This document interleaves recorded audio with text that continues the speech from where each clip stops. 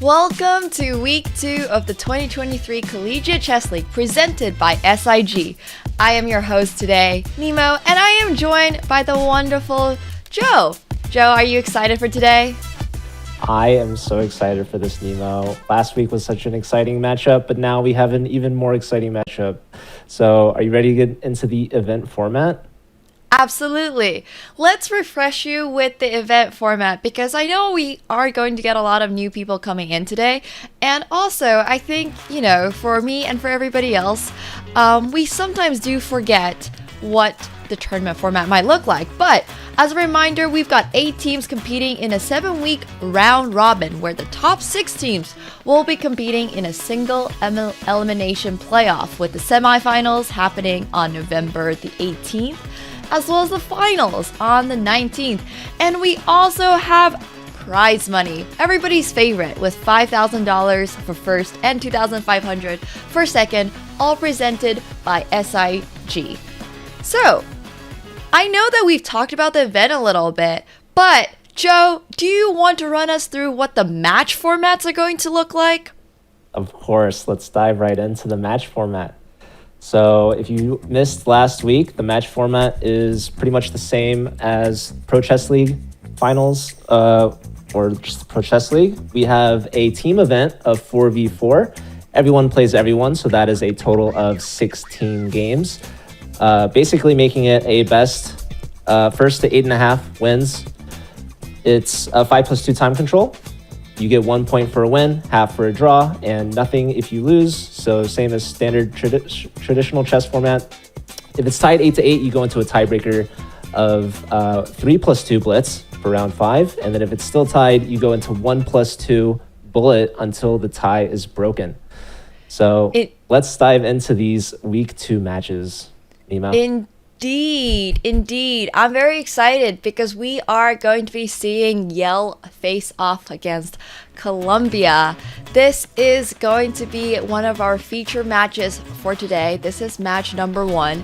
And for match number 2, we're also going to see the University of Chicago versus the University of Missouri. And I think it's really important to point out that we have a big variety of different types of schools in this tournament, right, Joe? Yeah, we've got also some schools from Texas, as well as SLU versus Virginia as well this weekend, but we won't be covering that because there's 4 matches every week for Division 1. we're only covering the top 2 today and every week. So I'm really excited to see this Yale versus Columbia matchup, because those are the 2 rivals in the Ivy League. And we also have 2 powerhouse teams, Chicago versus Missouri, kind of like a rivalry as well there, like Chicago versus St. Louis. I know Mizzou is not actually in St. Louis, but Missouri versus Illinois is a classic like Midwestern rival. So very exciting matches today. Did you want to go into these board assignments, Nemo? Yeah, absolutely. I was just going to say, you almost offended everybody in Missouri and St. Louis, but that's totally okay. So we are going to be seeing Yale play against Columbia for our very first match, and we actually watched Columbia play last week, so you might be already familiar with some of the, folks that are playing today. But we do have Grandmaster Brandon Jacobson on board 1 for Columbia over there with a rating of 2919. Also, we've got Nicolas Checa on Yale playing board 1 with a rating of 2866. So we do have grandmasters on both of our board 1s.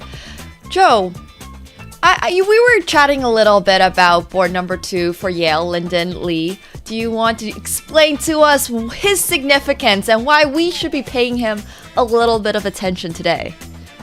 Well, all these players are pretty significant, but Lyndon Lee is particularly special because he is actually the older brother of Alice Lee, who a lot of us know. We've seen her play in the Pro Chess League. She is quickly becoming one of the most popular junior chess players. She's got so much talent and potential, and definitely you could tell that there's a lot of chess playing in that family for Lyndon to be playing on the Yale team. For sure, a lot of chess playing in that family. And speaking of chess playing, we are going to be bringing you the games momentarily. So we do have the bird's eye view of all the games ready to go. If you guys have any predictions, if you guys think you know what the final score is going to be, please let us know, because I like to do this thing with Joe where we decide on a final match score and then whoever is closer gets 10 subs, right, Joe? If you say so. Okay, well, I am saying so. We do have game number 1 underway as we go into the London between Nico and Akash. So these are going to be really exciting games. What do you think the final score is going to be for this match? I think this match is definitely going to be a lot closer than what we saw last week. I think Yale is still the favorite over Columbia since they are the higher seed. I believe they are the 6th seed. And for some context, Columbia is the 8th seed, so they're the lowest in the division. But this is going to be a close one. Obviously, both teams have really strong top boards, and we're seeing Checa playing right now. And he's actually a veteran in the league. He played last year for Yale. In fact, their last match, I think they lost to SLU in the playoffs last season. We actually just saw Columbia lose last week to SLU. So what's really interesting is this is actually Yale's first match of the season because they rescheduled their first week's match.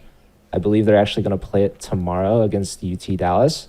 But yeah, the first game underway. I think to answer your question, Nevo, the score prediction for me, I have to say, probably I'm going to go with 9.5 for Yale to 6.5 for Columbia. What do you think? Okay, so it's a lot closer than our predictions for last week, it sounds like. Because I think last week we were watching some of the games and it looked like one of the schools was doing really well. I believe it was Missouri versus Virginia. But I want to guess somewhere around there. I think I'm going to go with 10-6. Okay. Yeah, we're both really close. I mean, I feel like at this point it's almost a die roll, It's that one lucky draw or that one unfortunate loss that's going to decide the difference between our own bet. So yeah, if chat wants to predict as well, go for it. Who do you guys think is a closer predictor, me or you? I definitely was closer last week, but she could definitely beat me this week, so I don't know. Yeah, you were closer last week, but you still didn't win. That's the key point. I was off by a draw, okay? So I don't think you could get any closer than that. Well, hey, Still not 100% right. So that's what we're going for. Joe only gets the 10 gifted subs if he guesses it exactly correct. It's all or nothing. Yeah, we run a very tight ship around here. Yeah. Well, I think that Yale's the slight favorite because even though Brandon Jacobson's the highest rated player between these two teams, I think Yale will make up for it on their lower boards, especially if Columbia's bottom two boards can't produce like they did last week. But Yale is definitely a much more manageable team than SLU. So Columbia started off really tough, but I think Yale just has a better all-around team. Yeah, I hear you. I mean, over here we're watching. I believe this is the top Nico. Game This one. is Nico Yeah. Checa, right? Yeah. Okay. I was going to say this is Nico Checa. Nico Checa is getting a very solid position right out of the opening.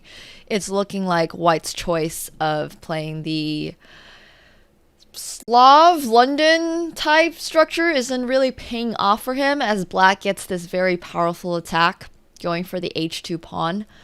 So, it's looking a little rough out here for White. But do remember, on round 1, match 1, you actually are seeing the biggest disparity in the ratings as we have board 1 for one school playing against board 4 of the other school. Yeah. Do you like this format, Joe? This format's super exciting. I love that we start off with 1 versus 4 in the first round because as the match goes on into round 4, that's when you're gonna have the most hype matchup, board 1 versus board 1. That's gonna be GM versus GM in this case, Checa versus Jacobson. And I think it's funny to note that we got the Chess.com username showing here. Speed Skater is Checa with the black pieces, and we can already see he's doing quite well. In fact, H2 just looks like it's completely hanging. This knight G4 move was threatening the fork on E3 as well as the pawn. Sorry, go ahead. Was Cut you off there. I was going to ask you if you think that Nico Checa is a speed skater. Well, his username certainly implies so. I mean, he's a fast chess player. I wonder how fast he is on skates. Yes. I mean, he's definitely looking very solid here as H2 is going to fall. We do have all of the other boards as well. So let's jump over to Brandon Jacobson. In Definitely. 1 second over here. Before we do that, though, let's take a look at the overall health of the boards. I love this bird's eye view because you get to see how every single board is doing. And it looks like really only Nico Checa on Speed Skater is currently crushing. So far, it's still roughly equal. But we do have, our predictions. Oh, and as we see, a very nice exchange sacrifice coming in through Brandon Jacobson, board 1 for Columbia, the Grandmaster playing for Columbia. This, I feel like, is kind of risky. How do you feel about giving this chance to like a board 4 player, right? Obviously, those pawns are pretty much ruined, and I know Jacobson has a lot of experience here in these exchange sacrifices, but maybe this gives White an opportunity. This is the board 4 for Yale. This would be a huge upset if you could try to hold this position. Indeed. I don't know if White has anything to, be that worried about in this position. The fact that Black has given up an exchange does mean that White is up the tiniest sliver of material at this very current moment. Unfortunately, this pawn is going to fall. So depending on if you think that rooks are worth 5 or 4.5, how do you evaluate rooks? Well, I mean, obviously it fluctuates, but I've never heard people say it's worth 4.5. Is that a thing? Really? You've always It's always 5. said it's 5. Yeah. Oh, interesting. I have this argument with my chat all the time about what the rook is valued. Well, I mean, you also taught me last week about this Cypress Gambit thing, so I'm learning a lot more from you. And maybe you're learning it from your chat. I don't know. Well, I would say not saying that my chat's not good at chess, but I'm usually the one teaching them. But this queen to d3 is definitely not a good move because of knight takes b2, and now the knight comes back and takes this pawn again. So instead of losing simply one pawn, Brandon's opponent's actually gonna lose both. So now for a total of 3 pawns less, I think black has actually a really good position. Yeah, I kind of misplayed that with the queen moves there. But yeah, definitely, I think Brandon's very comfortable in this position. Probably going to take this bishop on g2, or actually just going to leave that knight there on e3 until needed. Right. I mean, there's basically nothing you can do wrong in this position, especially when you are, a grandmaster. We tend to trust them to finish out their games. But let's take another look at the bird's eye view, see if we have anything, the games are exciting, but any upsets. Oh, and we might actually have one in Kevin versus Lyndon. That one definitely caught my eye. We were talking about Lyndon and his chess playing family. I wonder if Alice is tuning in to cheer him on, but it looks like this is a really tough spot for him to be in with the black pieces. Right. It's also probably a really tough spot to be in when your youngest sister is one of the best female players in like the history of chess. But, I'm sure that doesn't get talked about at their family dinners at all, and every kid in the family is, equal. But when it comes to chess, both the brother and the sister are really, really strong. And Lyndon actually here is currently trying to come back. He is trying to fight back. However, I am not loving his position. His opponent is up only 1 pawn, but what a powerful pawn that is.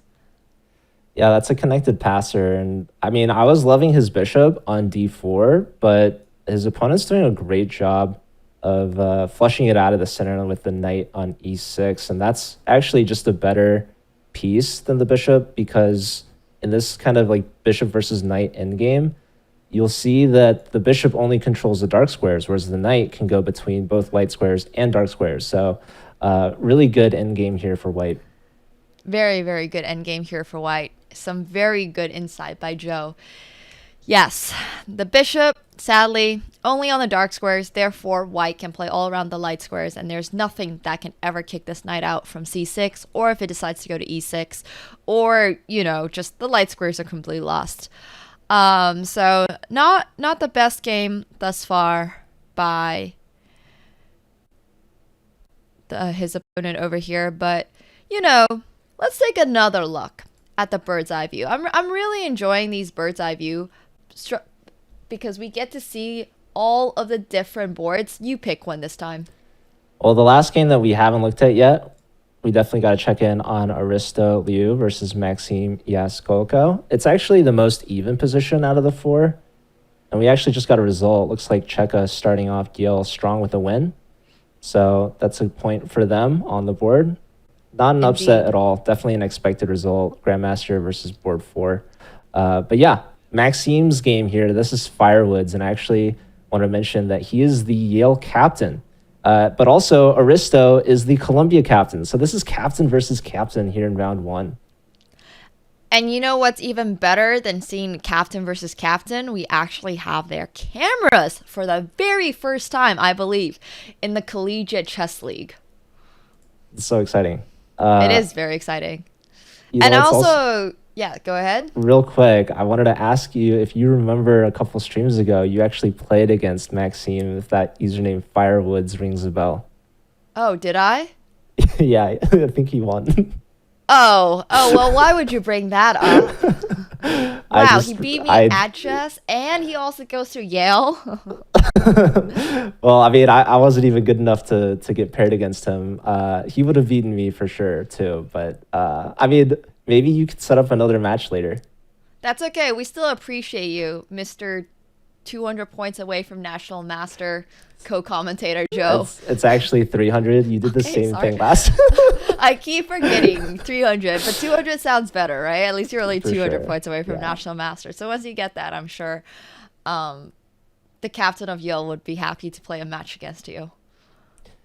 I think another fun fact is that Yale, largely thanks to Maxime, who's also part of our college ambassador program, he set up an Ivy League tournament last year. And I think Yale ended up winning, but also I think Harvard and Princeton didn't send a team, unfortunately, and they didn't send a team to the CCL either. So Oh, how do we get these Ivy League schools to participate more? well, you did mention there are 23 divisions in the Collegiate Chess League. So, even if their top grandmasters might be too busy doing a PhD in, I don't know, whatever is really popular right now, mathematics, is anyways, I think we can get them to send at least some team since there are 23 divisions. So, Yeah, there's a ton of divisions, and it's because schools can actually register multiple teams. And Yale actually has submitted, I think, at least four teams, and Columbia has like three teams. So um, Yale and Columbia are doing great. I think that Harvard has a really strong team if they wanted to. Another fun fact about Linden, who unfortunately just lost this first game, so Columbia's tied it 1-1. Oh, and Jacobson actually just won his game. So Columbia has a lead, which is I think their first lead in uh, the the season so tournament far. so far, yeah. Yeah. So that's actually really exciting to see the bird's eye view. You have the three results. So it's all down to this last game. And it looks like Aristo is in some time pressure here. Right. I do want to say that sounded a lot worse than it actually sounded because Columbia played, I believe, Missouri it was last week, and they are one of the best chess schools in the nation. So, I think we could forgive them for that. Yeah, it's only their second week. They got crushed by SLU. Oh, One sorry, of SLU. these Yes, they SLU. are in Missouri, so could have let you run with it. But Yeah. yeah, looking at this game, I think that this is the battle between the two captains. If Columbia wins, that's a pretty big 3-1 lead. But if Yale wins, they're going to tie it up. So and actually, this is Yale's board three. So if Columbia's top board can convert, it looks like they're doing really well. Or there's a mistake or a blunder. A blunder, perhaps. I wouldn't call this quite a blunder. I think the position is still very, very dynamic. It's a very dynamic endgame, which I actually kind of love playing because you might think of an endgame and imagine the slowest chess, rook versus rook pawns. But here the pieces are jumping around. Knight to e4 might actually have been not a great move. I do want to go back there really quickly after we see the end of this game, but there was potentially a missed opportunity there. However, now it's looking a little dicier. With the time scramble, this could be anybody's game. Yeah, and we see another kind of version of the game we saw between Kevin and Linden, where Aristo here trades off his bishop for that knight and gets this lovely knight on e4 on the light squares. So definitely favorable for black, but how is he going to convert? By blundering a pawn, Oh I would no. say, but his opponent blundering a pawn might be the answer to your question, Joe. Yeah, that time pressure and maybe the pressure of being on camera for his first match of the season. Like Colombia, they got their first game jitters out of the way. They've already Right. been on broadcast. Like sure they got crushed, but this is Yale's first Whoa, match of the season. whoa, whoa. We can't use terms like this like that around here. Oh, I totally can. All Wait, right, I Joe's think not shying away from calling out Colombia for getting Arista's gonna crushed. try to scoop up the G pawn. I think they missed an opportunity to take on G5. I don't think it matters too much. I think the knight is too good on e4 Oh, that he doesn't knights. even need to. Yeah, there's mate on Right, he's just H1. going for checkmate. There That's is GG. nothing here that Firewoods could do to prevent rook to h1 with the checkmate. Wow, so that's a demanding or commanding 3-1 lead for Columbia over their Ivy League rivals, who are the favorite in the match. I mean, Yale is expected to win, but after this first round, I'm actually getting a little nervous for our predictions. Okay, I'm actually a little worried about this prediction too because I don't even remember who I was on in favor of. I think I was for Colombia. You were for Colombia, Y- right? You said 9.5 for Colombia. no, I think we're on tape, Evo. They have it recorded. We can't Okay. just swap our answers. Can't just drop our answers. How very unfortunate. Well, we are going to get the round 1 scores. And I am a little bit concerned about my prediction now. Once again, for anybody in Chess.com chat or my chat, if you guys want to predict and let us know what you think the final match score is, please go ahead. We will be gifting you a sub. Thank you very much, Chess.com, for putting that up. And we do have 1 point for Yale after round 1 and 3 points for Columbia, which honestly I might not have expected, considering we did see Columbia lose quite poorly to SLU last week. But they are playing a fellow Ivy League. I'm sure there's a lot of rival. Is Columbia an Ivy League? Yeah, Yes? it is. Okay. Oh my gosh. I had a moment there. I was like, wait a minute. Sorry, I don't know my American schools as well as I should. But indeed, this was a very exciting first match, first round. So what do you think is going to happen in round 2? We do have the bird's eye view, so let's take a look at round 2 lineup, as we are going to be jumping into games really soon. Yeah, round 2. I mean, we only have 1 round down. Even if Columbia has this 3-1 lead, there's still plenty of chess left to be played. Round 2 is going to be beginning just shortly. We can look at some of these matchups here. We have Checa now playing against Kevin on game 1. Kevin has a big win, an upset win over Lyndon Lee. So we'll see if he can do just as well against Checa, who has the white pieces. Right. These are going to be some exciting games. There is a slight rating disparity. The rating that you do see on the screen is their Chess.com Blitz rating. I believe Joe might have guided us through that beforehand as well, but that is not their official FIDE ratings. However, that is not stopping us from seeing some really, really crazy games, as we once again do have player cameras. Yeah, 2866 would be pretty good FIDE for Checa, or for anyone for that matter. Right. But yeah, this is a Chess.com Blitz rating. Checa, he's got the only point for Yale so far. And if they're going to get a comeback, they're going to rely on him for sure. So this is kind of like a really important point. I think that this is a board 3 match for Checa. And as board 1, you're going to play the stronger and stronger players. So if he's still playing one of the bottom boards from Columbia, I'm going to say this is almost like a must win for him. I would also say that I think he doesn't need to be told that this is a must win. He has found knight to g5 with the double exclamation mark coming in from Chess.com. And the reason that knight to g5 is not simply a free knight for black is because after bishop takes g5, we do have bishop takes b7. Amongst beautiful. many other things that can happen in this position, but the knight on c3 is also hanging for sure, given, you know, black just played knight takes c3, but there's a lot going on here, and knight to e4 is probably not the answer to knight g5, unfortunately, because after bishop takes e4, you are still threatening to take on h7 as well as b7. So after bishop takes e4, you have queen takes e4, threatening checkmate once again, as well as the rook on a8. I think knight to g5 is an absolutely beautiful discovered attack. And a discovered attack you might not think of, because this is also an in-between move. Oh my considering gosh. that the knight on c3 was hanging. So, I mean, Checa's grandmaster skills are coming through. Checa's move checked all the boxes off that brilliant move. I mean, it's doing everything. It's like every tactic in one move. Is this like some sort of grandmaster wizardry, like opening prep that he has? Like, he's only used 2 seconds off his clock. I was just going to say, if you were 700 points higher rated, I might have thought I was commentating with Danya right there with that amazing pun.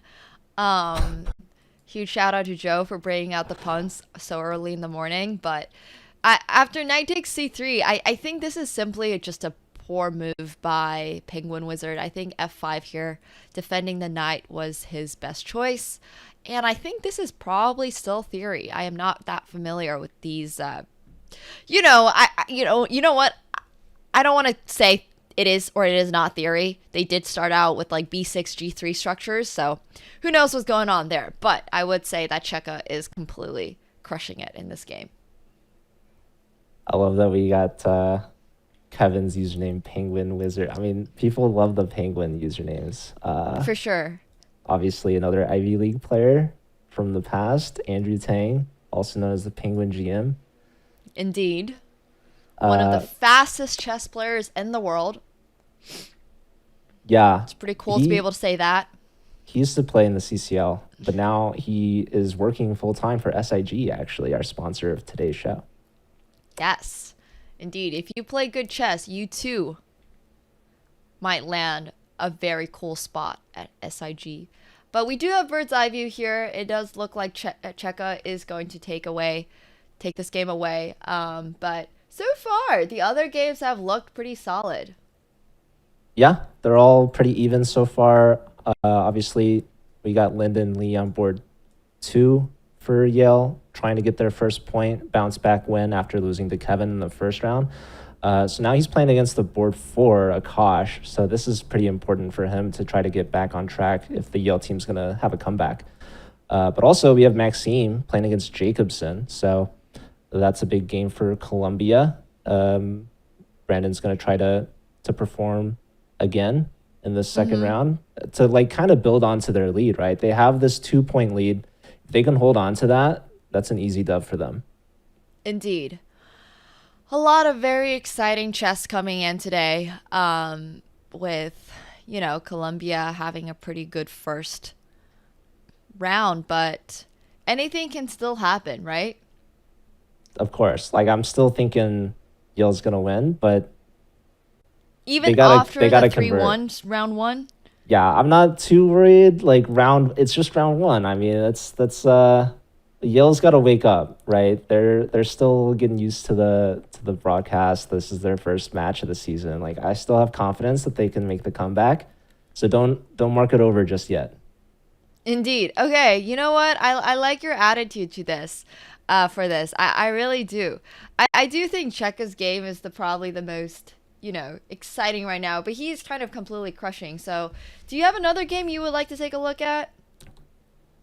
Yeah, there's so many. I'm really excited for once the clocks start winding down, we'll see some more tactics. But I'm trying to maybe we could look at Lyndon's game and see if Lyndon can get the wheels moving with the white pieces here against Akash. Indeed. Okay, so Brandon coming in here. Lyndon. Sorry. I heard Brandon for some reason. I apologize. The same syllable. But yeah, we got the really player the same cams. syllable. So you see the resemblance between Lyndon and Alice? I kind of do. I wonder if Alice is going to go to an Ivy League school too. I think chances are quite high she will. I will take the over on that. Well, which Ivy though? You think she'll go to Yale like her brother, or you think she's gonna switch it up? I'm really not sure. I mean, she still has so many years away, right? I mean, she's only 14, 13. Okay, well, she could go to school early. Like, there was a chess club member at my school who started at 14. Isn't that crazy? They started at the school? Oh. Some people might know him. He's international master Luke Harmon Volati, one of the pride and joys of the UCLA Chess Club. Wow. Huge congratulations to him starting school at 14. I mean, I don't even necessarily know if I got to relive my life, I would choose to go into school at 14, Like I did a few years of college, and I decided that maybe college is not the best for everyone. It's not the most suitable for every single person out there. At least, and also on top of that, I did go to a pretty demanding school. Not quite as demanding as an Ivy League, but I do very clearly remember I was hanging out with my roommate, and he's doing, well, now he's doing his master's in physics, but back then he was doing his undergraduate in physics, and there was this 13-year-old that walked by one time with his mom and waved at us, and he was like, oh yeah, that's my classmate. I was like, he looks like 11. He's like, yeah, I think he's 13. I think he turned 13 last week. And I was there like, all right, so, why am I in school? That's crazy. Yeah. Well, looking back at Lyndon's position, like, it's not amazing, but also he's got quite the time advantage though against Akash. So it's still anyone's game. How do Certainly. you feel about it? I think this is very equal. Just flat out. I think point blank, this game should result in a draw unless somebody's time usage goes a little bit haywire, I would say. I think that's totally fair. Obviously, they both have both rooks, both bishops. Both sides have back rank issues. I think this bishop on b7 is pretty good. Obviously, the rooks on the c file are in tension. Um, like I would love to play like rook d7 at some point, but I don't think it's available. I don't think we need to be that worried about rook to d7 here by white. I mean, white is definitely thinking about it, but yeah, you had to get rid of this rook on c1 first. So now after taking the bishop defense against d7, so black once again needs to find, sorry, white once again needs to find a way to somehow break through.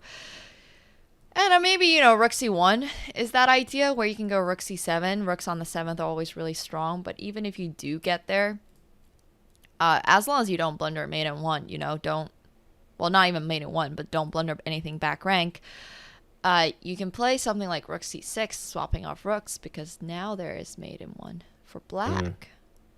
So there's always tactics and tricks here, sorry. I see we do have a results. Checa has converted that early advantage against Kevin. So Kevin on board 3 for Colombia gets his first loss of the match. Checa getting a point back for Yale. So they're only down by 1 now. It's 2-3. There's still 3 games left in the second round. Indeed. Let's take a quick look at the bird's eye view over here, so we can also highlight some of the other games going on. I do believe that Linden is in a little bit of trouble in this endgame, but we'll go back to it as we see Aristo just go from completely winning to not completely winning. In fact, slightly worse. So let's take a quick look at that game and see what happened there, because we love those big eval bar drops, right? Yeah, what was the move? What was the move? So let's go back 1 or 2 moves over here. So right now, Black's queen is stuck on a1. After bishop to a3, it does appear that the main idea here is to actually not go after the queen, but to play maybe knight to g4 and go for a checkmate. Because how does Black stop this checkmate?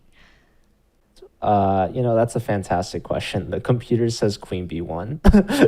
Okay, well, if the computer says queen b1, you're probably doing quite well here as white. But I think more realistically, we probably have g6. And after h takes, once again, this bishop is pinned. Pinning this pawn on f7. So now you have queen takes g6, which is probably what Aristo might have missed when it comes to his tactical calculation. So instead, after, this queen takes b2 while you're, threatening to checkmate your opponent. I mean, I understand that Aristo might be happy being up in exchange, but as viewers, we're not happy that he missed mate at 9. How dare he miss mate in 9 with less than 30 seconds on How dare he miss mate in 9? Yeah. Doesn't this he is know? still, look at his 2 bishops, though. They're completely just on this open diagonal pointing towards the king. The bishop pair is definitely much better than the rook, especially when the rook is on a8 and not involved. Like, do you even defend f7 at all? I mean, I don't think you have a way of defending f7 with your rook, right? There's exactly a bishop just looking straight at it. But to his opponents, to Jorn's defense, it's probably not that easy actually for Aristo to win this position. Yeah, especially with that time disadvantage. Like, Jorn has a ton of time, but unfortunately, the position is just so much better for Aristo. I think with the 2-second increment, he should be able to convert this. Yeah, especially now that c6 is hanging.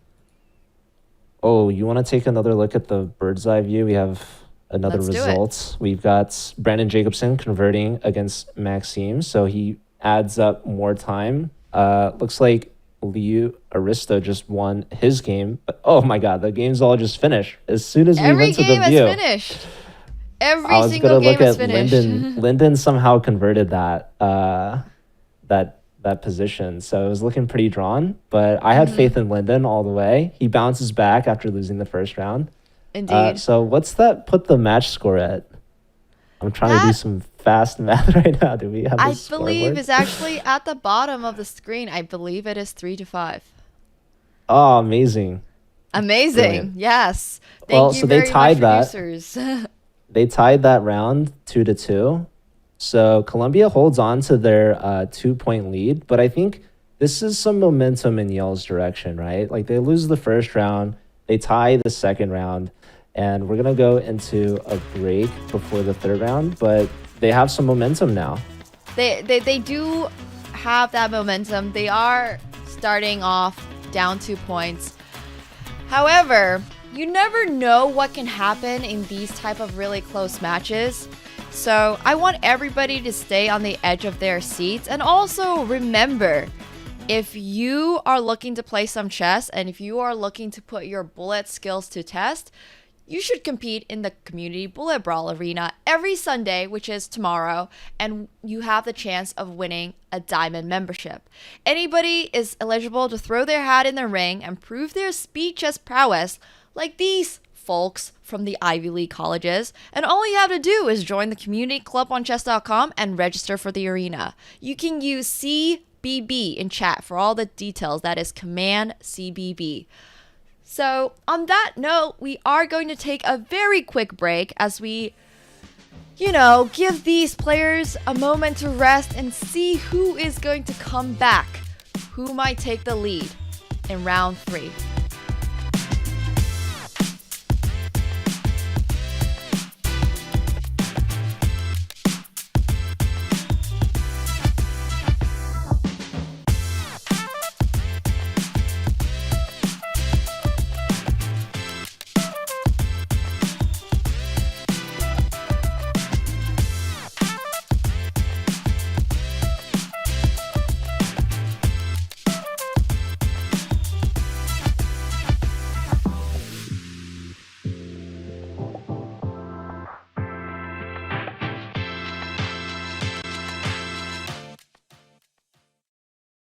Love playing chess variants?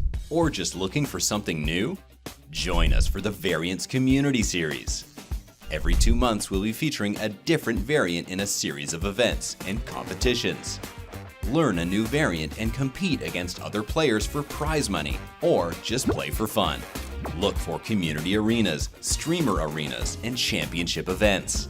6 weekly arena tournaments held every Thursday will be followed by a championship event with cash prizes, including a $1,000 first place prize.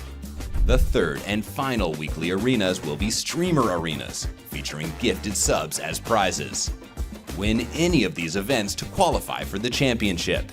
The Variants Community Series kicks off on September 7th with King of the Hill, where the first to occupy the center wins the game. But getting checkmated still loses. And join the Variants Club today to learn more about upcoming events, how to participate, and much, much more. See you in the arena on Chess.com. Your subscription makes shows like this possible, which is why our Twitch subscribers will never see ads on Chess.com.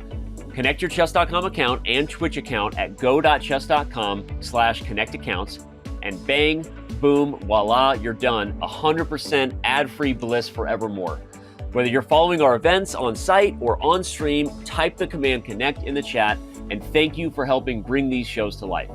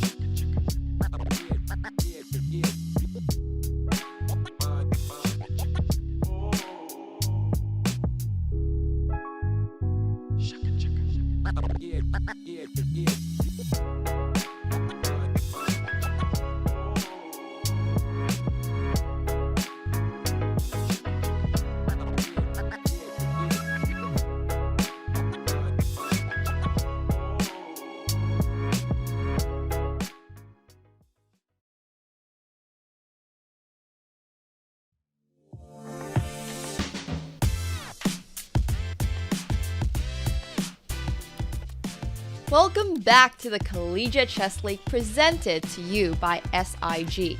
If you are tuning in, let's quickly catch you up on what's happened so far in today's match. Joe, have the games been exciting? The games have been very exciting. In fact, I think the first round in particular has caught us off guard a little bit. We predicted that Yale would be the favorite to win. And Columbia actually surprised us. They won that first round 3-1, and they've held on to their lead. They're up by 2 right now, going into the second half of this match. So we have the board, or the round 3 matchups coming up here. We see Checa is now playing against Aristo Liu, so that's a big one. And we have Lyndon Lee versus Brandon Jacobson. Those are going to be the top 2 boards to keep an eye out for. Those are the title players versus the title players. Who do you think is going to win? Between Checa and Brandon, I actually think that I have enjoyed Checa's chess substantially more from what I have seen thus far. That is not to say that I don't think Brandon's a very good chess player, but Checa's knight to g5 earlier was absolutely beautiful. Checa has been playing wonderful chess today, and Brandon has looked a little shaky playing against St. Louis last week, and also today, not saying that he hasn't been playing good chess, but I am a big fan of flashy chess. Well, Brandon did have that exchange sacrifice in that first game. He so did. They're both 2 for 2. And I'm really looking forward to see how they're going to do in their matchup against each other in round 4. But they got to get through this third round first. And we have Checa's game started here against Aristo Liu, who's also been doing pretty well, actually. Who do you have in this game? I think I just have to go for Checa. I mean, there's just he looks like he knows what he's doing. As we are actually heading into this exchange French, which I am not a fan of for white. I think black gets plenty of play here, but it's still very, very early on. What are your predictions for this match? Obviously, Checa's the favorite, but I think Aristo's been playing pretty well. He's been getting those points for the Columbia team, and that's a huge part of why they're up by 2. So if he could pull off an upset win here, especially with the white pieces against Checa, that'd be huge, and I think might be really hard for Yale to come back at that point. I hear you. I definitely hear you. As we're going into round number 3 between Columbia and Yale, white does have this weaker pawn now on d4, so this is looking like it's going to be a positional game, which we can appreciate as much as more tactical games. Nothing wrong with that. Checa takes on c3, and that helps Aristo actually solidify that pawn that you were mentioning. Now he's got his pawns connected. Why do you think Checa gave up the bishop like that? Honestly, I have no idea, but I bet he thinks that he can create plenty of play in the middle, perhaps later with moves like c5. But at the same time, he is making white spend 1 move, so now he gets 1 more tempo because white had to capture back with b takes d3.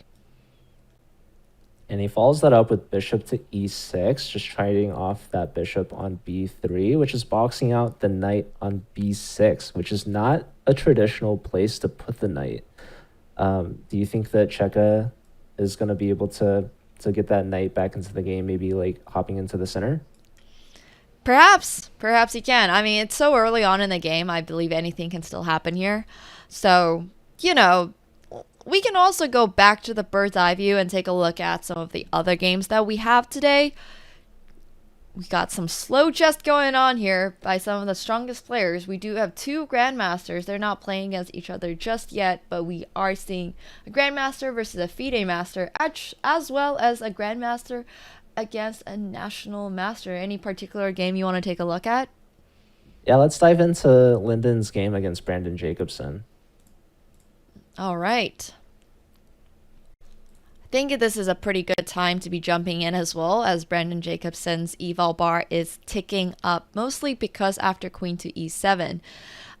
We can see that black's position is a little bit more passive here, so white has a very comfortable position to play.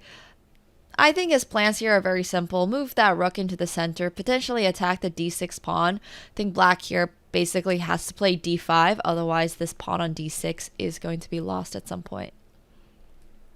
Yeah, and you know what's also really interesting about Alice, not to talk about her too much, but I did want to kind of mention there's actually another matchup against an Ivy League school, but it's not in the Collegiate Chess League. It's actually going to be Chess Kid versus Harvard. Sorry, Chess Kid versus Harvard. Wow. Yeah, How did you guys get that set up? well, I think there were some former Chess Kid players now on the Harvard team. I think they have Jennifer Yu, and I think their chess club president is a FIDE master.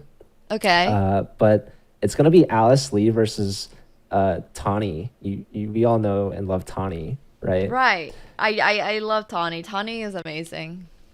Yeah, so that's actually something I can kind of hint at, which is funny because we have Lyndon playing against Brandon Jacobson, Ivy League grandmaster, and his sister's going to have to play against like Jennifer Yu, another Ivy woman grandmaster. So it's kind of funny, these Lee siblings they've got their work cut out for them.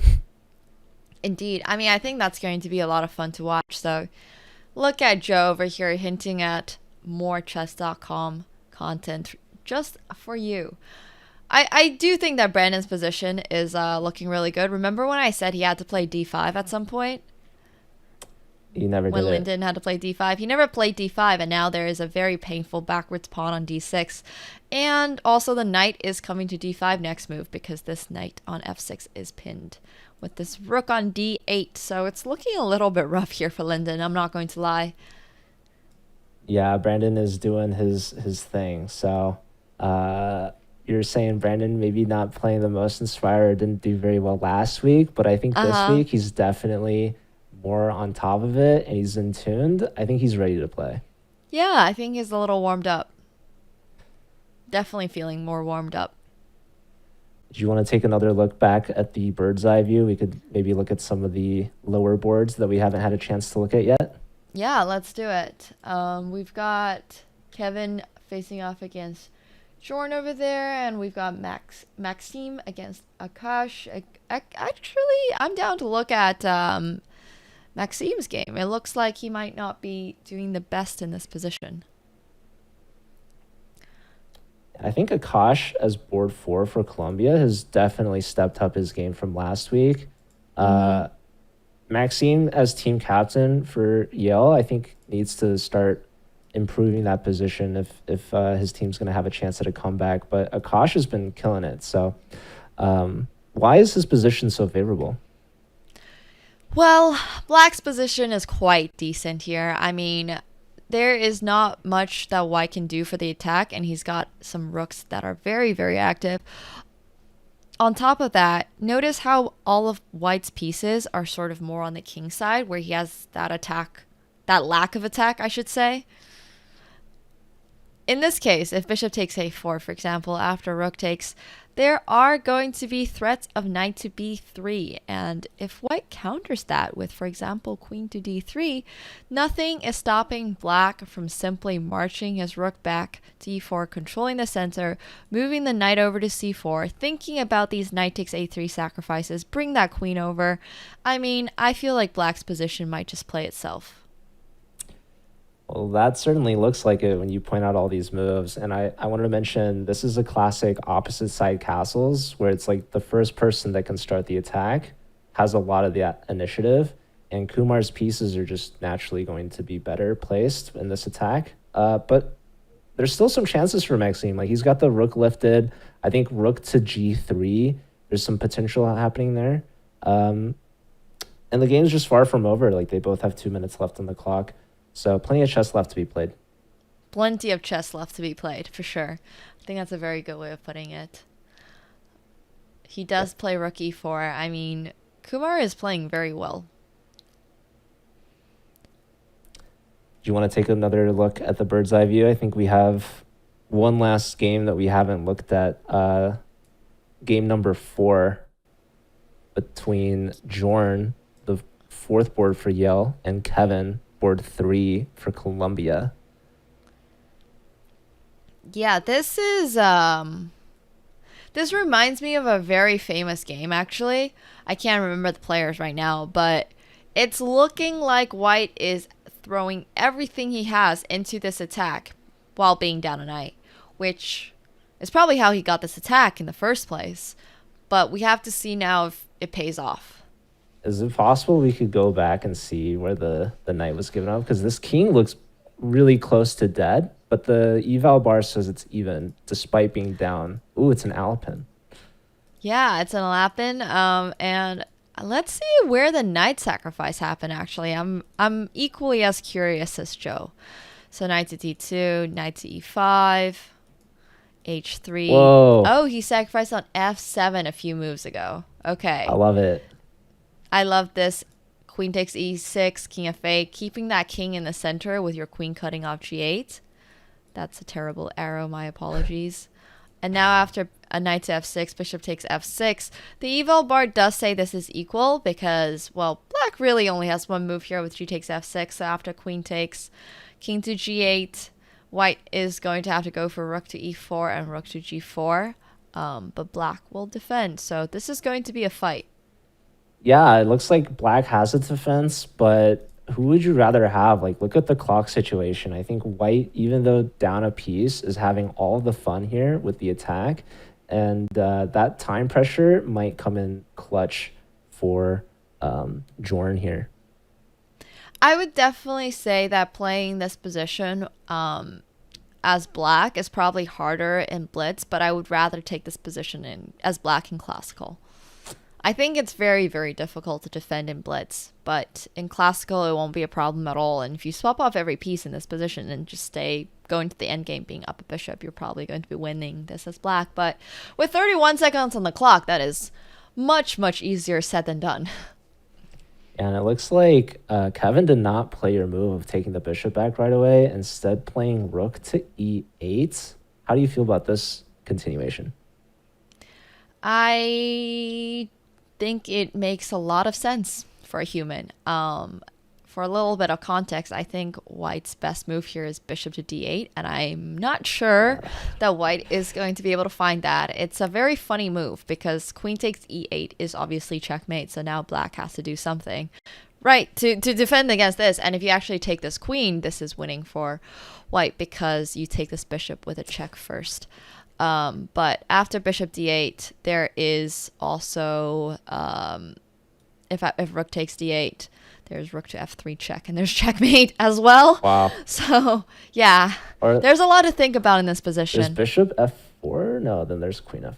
Bishop f4, queen f5. Yeah, there's just, it's a lot of tactics, and, you know, it's a hard position to play, but unfortunately, white did not find bishop to d8. I don't blame him at all for not finding bishop to d8.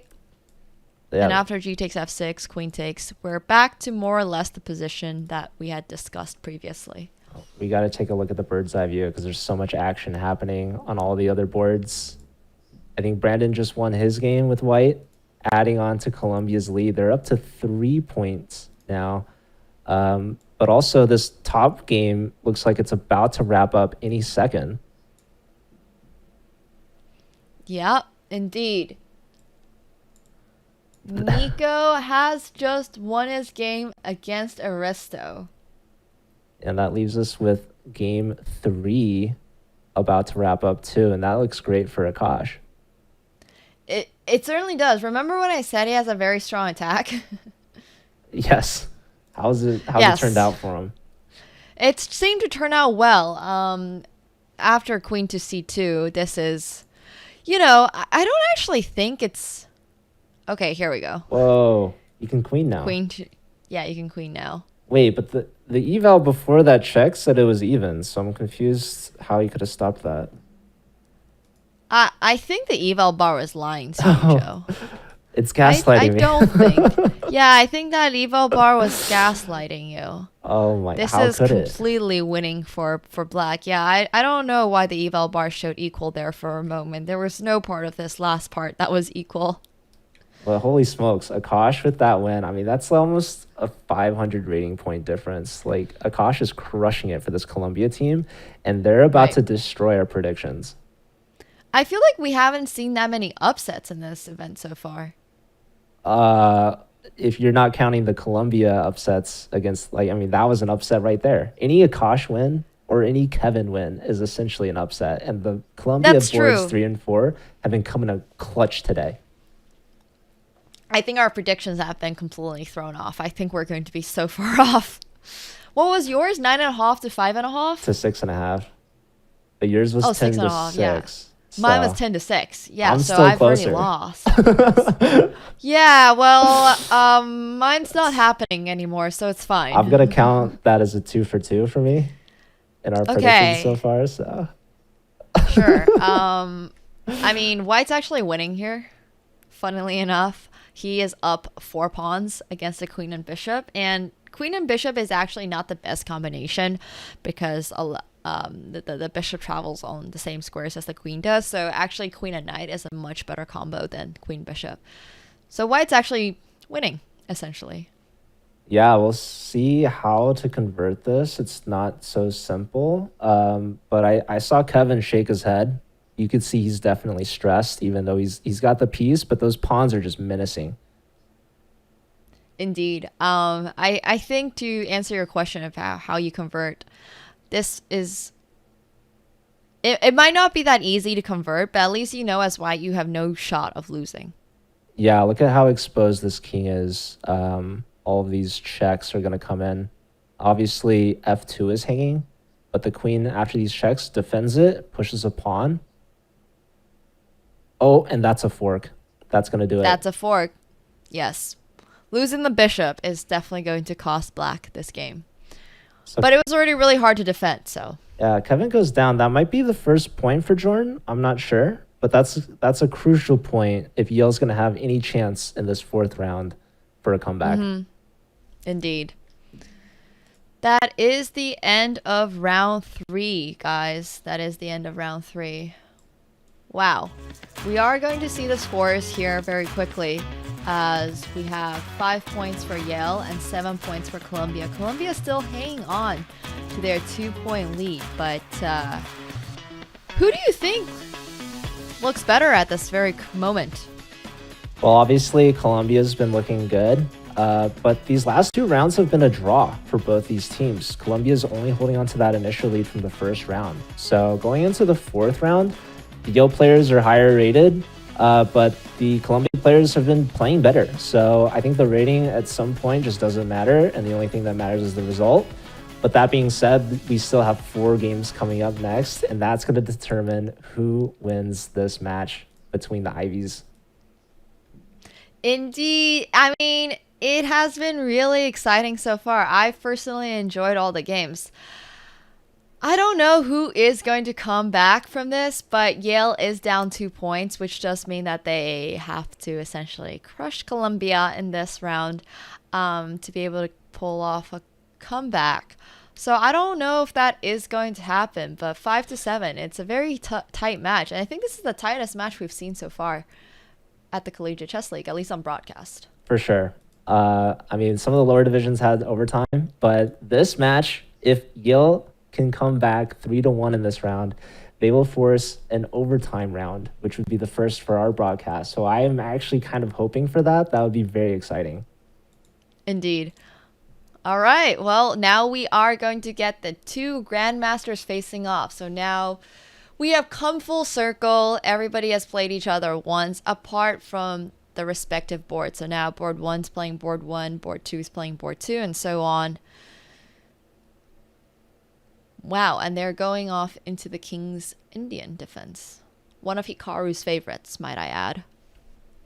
You think these players are inspired by Hikaru's play? I would definitely say Brandon Jacobson is. Brandon Jacobson streams regularly, right? I mean, I think he streamed more in the past. Okay. I'm sure Colombia's taking up a lot of his time. Yeah, actually, I think Brandon wasn't even sure if he was going to play in the CCL until pretty last minute. So, fun fact, if Brandon didn't register, then the 8th team in Division 1 would actually be UCLA. Oh, so Brandon single-handedly stopped UCLA from playing. Yeah, but I think that UCLA is probably pretty happy about it because now they're like a top team in Division 2 and they're not going to get crushed every week. But like on the other hand, the Columbia team, even though they're the 8th seed, they get to play against the top talent. They get to get their matches broadcasted live here on the main chess stage. And they're actually doing really well. They're up by 2 against Yale, who like we all had predicted Yale would be the favorites to win, and Columbia is proving us wrong right now. So they got 4 games left to convert this and get their first win of the season. Right. What was the score for last week between SLU and Columbia? Not that I want to, reopen any wounds, but might you remind the chat? So we saw that I believe it was a 13.5 to 2.5 win for SLU. So Columbia might triple their score from last week, or more than that if they can get the win. Yes. Last week it was a little tough for Columbia, but this week it's looking like they are making a slight comeback. So I am very excited to see that. I am all for the underdogs coming back. I'm always supporting the team that looks like they might not be doing as well, but I think they have had a very strong showing here. I think you asked me earlier about the format of the match where you save board 1 versus board 1 for last. And I think it's really important to note that because of these scores so far, all the pressure is on Yale to win. So how do you think that changes Brandon's style? Like, he doesn't have to play for the win. He could play for a draw and try to rely on his lower boards to get the job done. Or he could just straight up go for the win and put the victory like in his own hands as the top board for his team. I think when you're playing board 1, and playing the other board 1, I should specify, and you're playing black, I think your first thought is that you probably just want to play safe, solid chess, right? You don't want to do anything. Okay. I was going to say, you don't want to do anything that might risk your team's win. And in this case, it's looking like Checa is actually the one that feels the pressure to go for that win with the white pieces. So Brandon is probably pretty happy with this. Checa is definitely pushing a little bit. This is a very interesting sacrifice. He just, gave up a knight for 2 pawns, and oh my goodness. Brandon is playing very solid. Very solid. This is some grandmaster chess right now. We see Checa sacking a piece for 2 pawns. He gets 2 connected passers, and he's got tempo on the rook, and Brandon just plays out knight to a6, double exclam, sacking the rook on f8, and Checa doesn't even want it. Right, because if Checa takes this after bishop takes f8, now their dark square bishop is extremely strong and stops the pawns from being able to push forward, basically ever, because you're once again lacking that dark squared piece to help you on their dark squares. I feel like we've had a lot of very positional chess this day, and I think the grandmasters are showcasing to us how you should play after you sacrifice material. Sometimes it's not the best to try to get it back immediately because your entire plan is going to be ruined if you lose your dark square bishop. He needs the dark squares to push up those passed pawns. That's a really good insight, and it looks like Brandon notices that as well, puts the queen on e7 to try to cover those dark squares, and Checa really quickly follows up with rook to b6. The computer wasn't the biggest fan of that. Indeed. Rook to b6 looks powerful. You might be threatening to play d6, but I think the computer here wanted to play d6 immediately. That's a really interesting line. Do you know, obviously it's a gambit, but it also frees up that d5 square. What's the point of d6 so early? I believe after queen takes e6, it just wants to simply take on f5, and after taking on f5, park that knight on d5, because if you take on d6, you actually get your queen trapped. So instead of playing rook to b6 to a d6, you can just tactically make d6 work. Wow. Which is not very human, but it is a possibility. Yeah, we can't fault Checa for missing that. But this game is still super exciting. I love how both players are playing it so far. This is definitely the Right. top match. And Brandon's playing so well on the clock. He's up 2 minutes over Checa, so that could be a huge role later. Yeah. Here he finally does play. E takes f5. It looks like, Checa is playing basically as good as the computer. At least his ideas are there. And I think Brandon's actually getting into a very uncomfortable position. Especially as this is a blitz game. Uncomfortable positions can lead to more problems because you don't have as much time to think about your defense. And I would definitely say that defending is a lot harder than attacking when it comes to blitz. Would you agree with that, Joe? Definitely, especially in the time pressure. But Brandon's done really well on the clock. He's given him. Oh my gosh, we have an exchange sacrifice from Checa. Okay, He's I don't throwing know about everything that out the one. window.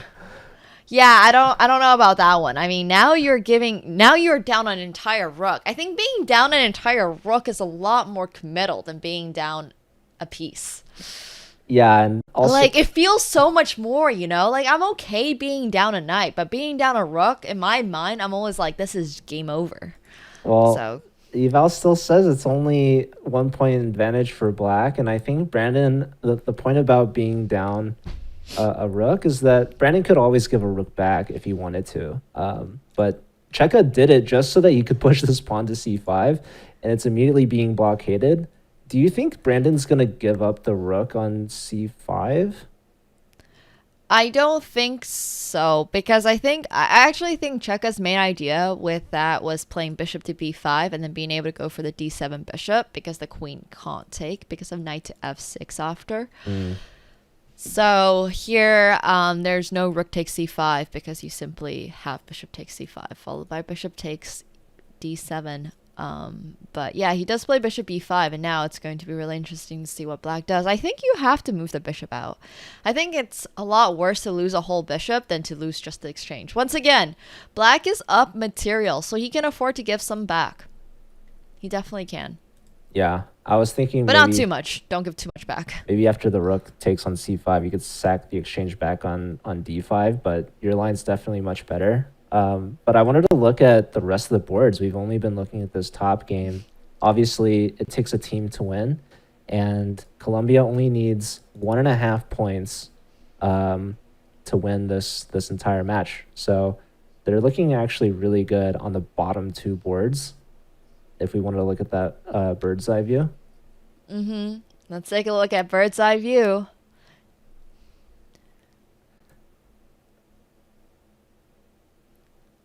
Look at those eval bars for games 3 and 4. That is crazy for white. Just as we are leaving Brandon's game, we can see that Nico has basically lost both of his passed pawns. So it does mean that Brandon's simply going to be going into this endgame being up a pawn with much better position, and the knight on d5 is actually going to hang. So it's looking a little rough there for Nico. But Kevin, wow. Oh my god, Nemo, we might see a sweep.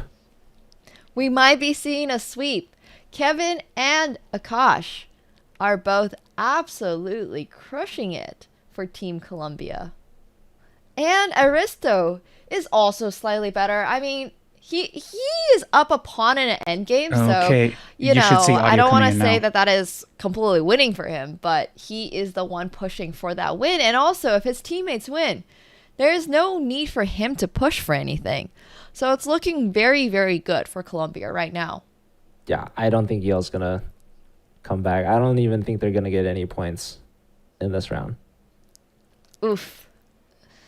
Wow, that's a harsh one. Any particular game you want to take a look at? Well, I mean, we could dive into Maxime versus Kevin and see how this is looking.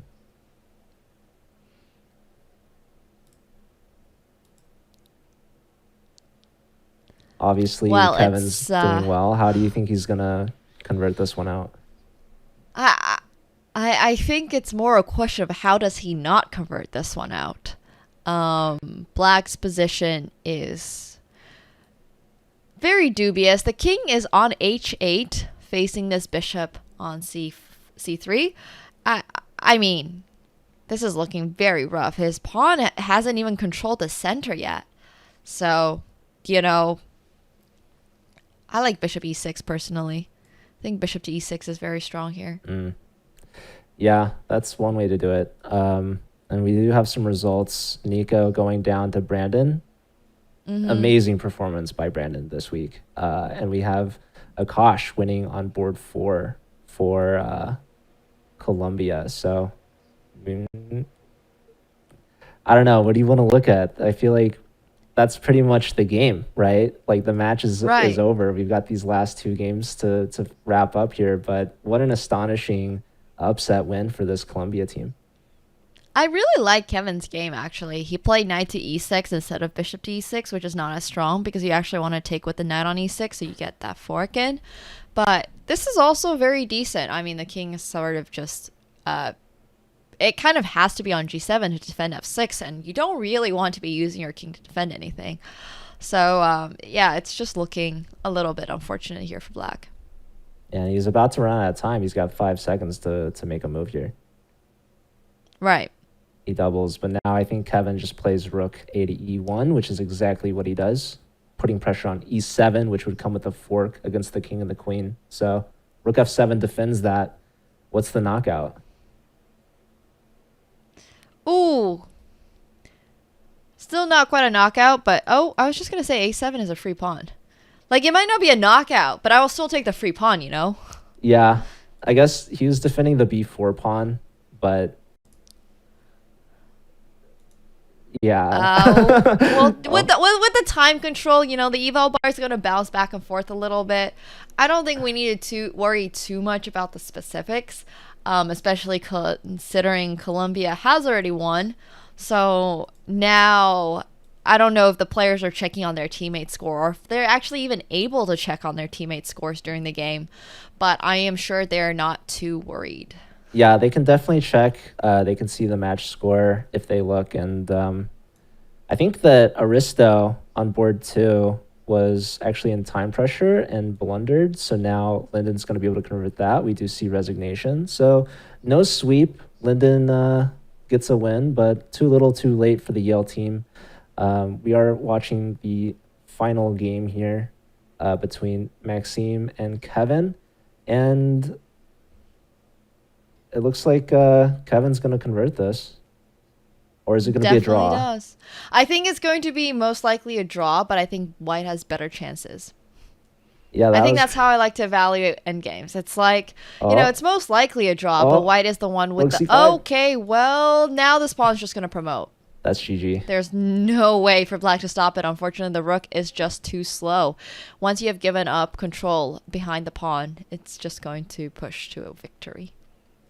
Yeah, he really needed rook c1 before Kevin played rook c5, but in the time scramble, just missed it. And so Colombia, they finish the match same as how they started with a 3-1 win.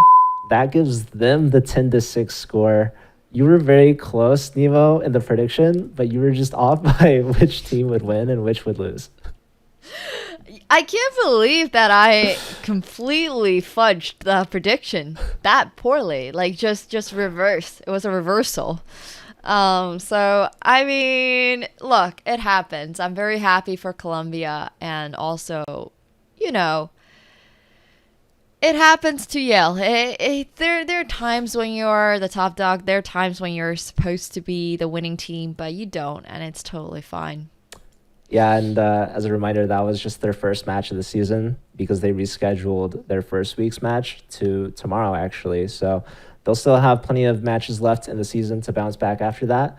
But huge congratulations to the winning team, Colombia, for proving us all wrong today. Absolutely, yeah. I mean, the players have been so good, but we are also going to be bringing on a guest in a moment. We will have some wonderful interviews. Yale did just lose to Columbia. This was match number 1 for today. And I think that these games were extremely exciting, and I hope you guys found them equally exciting. So before we hop on break, we have a quick reminder for you to join us for TwitchCon in Las Vegas. From October 20th to the 22nd, we are going to be hosting an official Chess.com booth where you can play chess, win prizes. Sorry, I almost said it the opposite way. Play prizes and win chess. But play chess, win prizes, and meet some of your favorite chess creators. We're so excited to be taking part in the festivities and can't wait to see you there. Use Command Vegas in chat for all the details. Are you going to be at TwitchCon, Joe? Yeah, you'll see me there again. I'm really excited to go. Okay, awesome. I will be there as well, so make sure you guys are going to be joining too. We are going to hop on break, and when we come back, we are going to have very exciting guests. Stay tuned.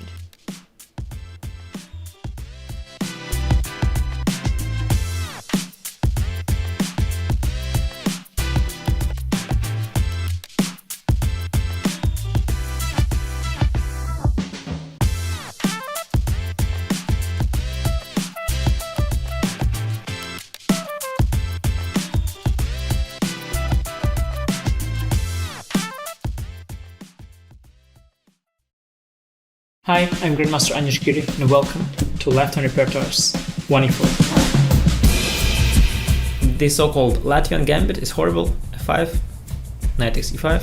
This is not how chess is played. He played too many moves with pawns and the queen, and didn't develop his light pieces. And if knight e4, this is a very important trick to remember. Many people fall for it, actually. Knight to b5, brilliant idea. ab, and queen g7, and after rook f8, bishop h6, queen c5, and f3, and surprisingly, queen f2 is almost checkmate, but it's not.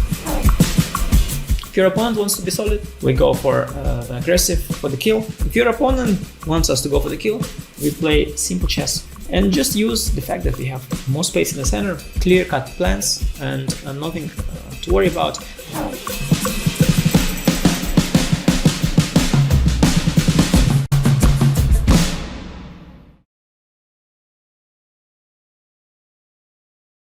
Do you wish playing a chess game with a friend was as easy as sending them a text? Well, good news. Now it is. With Chess.com's new iMessage app, you can start and play a game directly in iMessage.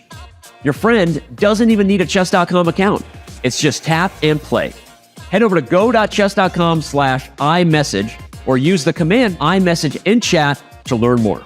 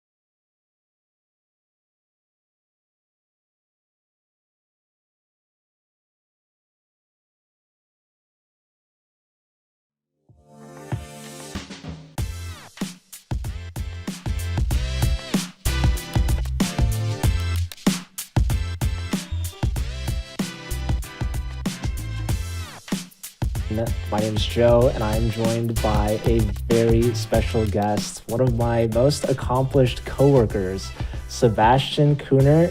His resume is very impressive. He used to work for PokerStrategy.com before he started working for chess. So he was actually the CEO of Chess.24, merged with Play Magnus Group. He's been doing so much with us. He is the vice president of BizDev, business development at Chess.com. I'm so excited to have him as our first guest today. Sebastian, please tell us, what do you do at Chess.com? Hi, Joe. Yeah, basically I help grow chess through partnerships. So we make partnerships with great companies such as SIG, and basically, bring in money for chess, but also elevate the profile of chess through teaming up with great brands and also their networks. So growing chess reputationally and helping also companies take advantage of all the great things that are in the chess community, be it talent, brand association, simply the chess as a sport, as a game has some of the best intrinsic brand properties that any brand could wish for. And we help them reach into that world. So you're working with a lot of other brands. It's very exciting. Is there anything that you're personally excited about that's coming up that you can maybe let some of our fans know about that's coming up in the future? Oh, that's always tricky, because the thing I'm most excited about are the things that are very close to signing. But that means exactly that I cannot talk about them yet. But let's say, for example, there's exciting things coming up in potentially also the automotive space that could be very exciting. Yeah. But when it comes to especially the Collegiate Chess League, I'm really excited about the partnership we have here with SIG, because it's really game changing for college chess and chess activities on campuses across the world. So I'm very impressed by that. Yeah, definitely one of the most exciting things that I've personally been able to work with very closely. So thank you and the BizDev team for working on that. I know that you might not be able to talk about a lot of things coming up in the future, but we did recently have a sponsorship collaboration partnership with Clash of Clans. And I know that we had an advertisement for that out recently that you posted on LinkedIn. How excited are you, and what lessons have you learned about from this Clash partnership that maybe you can use in the future? Yeah, I mean, we generally love teaming up with brands that have that really have an appeal for our community, and where chess fits into the game or the platform or the app in a very authentic way, so that really both communities benefit from it and truly enjoy it. And that's what's really exciting about Clash of Clans and Clash Royale. So I enjoy a little bit of Clash Royale myself, and it was cool to see this whole month dedicated to chess in there. And I found the integration really nice also on Chess.com with the spell chess variant, and yeah, the event, the Clash event around it. So really, yeah, all around really impactful, I would say, in for both communities. That's awesome. And that's a ton of work that you guys are putting into it. So I'm glad that you're able to see kind of the rewards that are coming from it. And especially for college chess, everything that you do is so important to us. And we're really appreciative of your time. So thank you very much, Sebastian, for being here. Absolute honor to have you. One of the most talented people that I have the pleasure of working with. But before we get to the next match, we do have another interview, actually a guest from SIG. So we're going to have Nemo come back and take care of that interview. So we're going to take another quick break before that happens. Thanks. Fantastic. Thank you.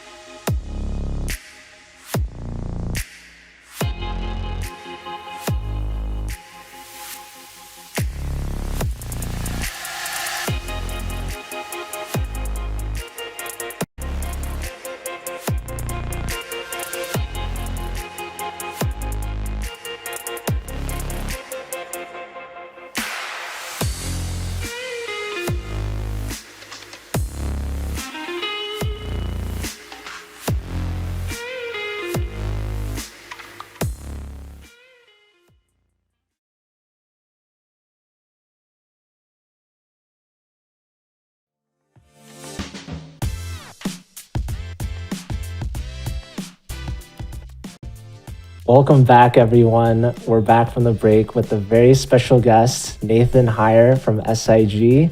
This is the second interview with Career Opportunities for Chess Enthusiasts presented by SIG.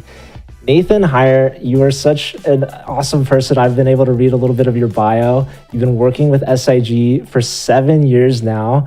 You're a chess enthusiast. It's so cool that SIG is able to send guests that are chess fans to be on the show. I'm sure this is a fun opportunity for you as well to be in front of so many chess fans. And I'm really excited for this interview. So I want to first ask you kind of a two-parter. First off, welcome, and tell us, what do you do at SIG and what is your personal connection to chess? Yeah, my name's Nathan, as you said. I've been at SIG for 7 years. It's very fun. Most of what I do on a day-to-day is I write a lot of code. So I'm a software developer by trade. So I've been doing all sorts of different projects to do with data analysis and big data and data transformation and all sorts of stuff that might sound boring to some people, but to me it's very exciting. I very much enjoy it. I learned chess way when I was a kid, and I learned what I like to say the old-fashioned way, which is to say my grandpa taught me, and I don't think I ever took a game off of him. So I learned, the good old school of hard knocks way of learning to play chess. He was very nice about it, but I never won, and it's stuck with me. I'm now a big fan of board games, strategy stuff, that kind of thing. That's awesome. Love to hear that you got in with your family, even if you could never have beaten him. But chess has stuck with you, and I think that's really interesting. I'm reading now that you are actually part of the Drexel Aquatic Robotics team, which is super cool. Obviously, you're saying you write a lot of code. Surely, like AI is very interesting to you, and there's a lot of AI like involved in chess. Like I saw that you're interested in AlphaGo as well. And I wanted to ask, with AI coming out with the new voice and image prompts to ChatGPT this week, do you have a take on AI, and do you have any thoughts on how chess could take advantage of it? Yeah, so a lot of the new AI stuff is very cool. There's some controversies kind of about how they're trained and how they're used, and but I think it's very hard to make an argument that they're not very impressive and that they have some very cool use cases. The text image stuff, the ChatGPT is interesting because it's not a chess engine. There are chess engines that are very good that use neural networks. ChatGPT is not one of them, but it is very impressive that it can play chess, even though it was, it's like a language model. It wasn't taught how to play chess.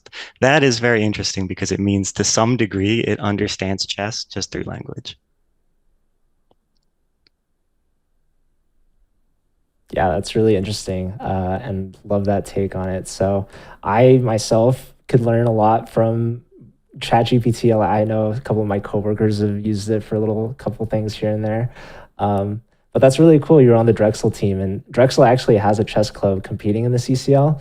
And I read that you're actually competing in the NACCL, which is a corporate league, which I think is so cool. So being from Philadelphia, you have to settle the debate. What is the best Philly cheesesteak spot in town? Yeah, so I have an unconventional answer that comes straight from Philadelphia. It's not Pat's, it's not Gino's. There is a place called Delisandro's, and if you have the determination to get there, because there is always not even a line out the door, but a mob out the door. But if you have the determination to get the best cheesesteak you've ever had, it's very good.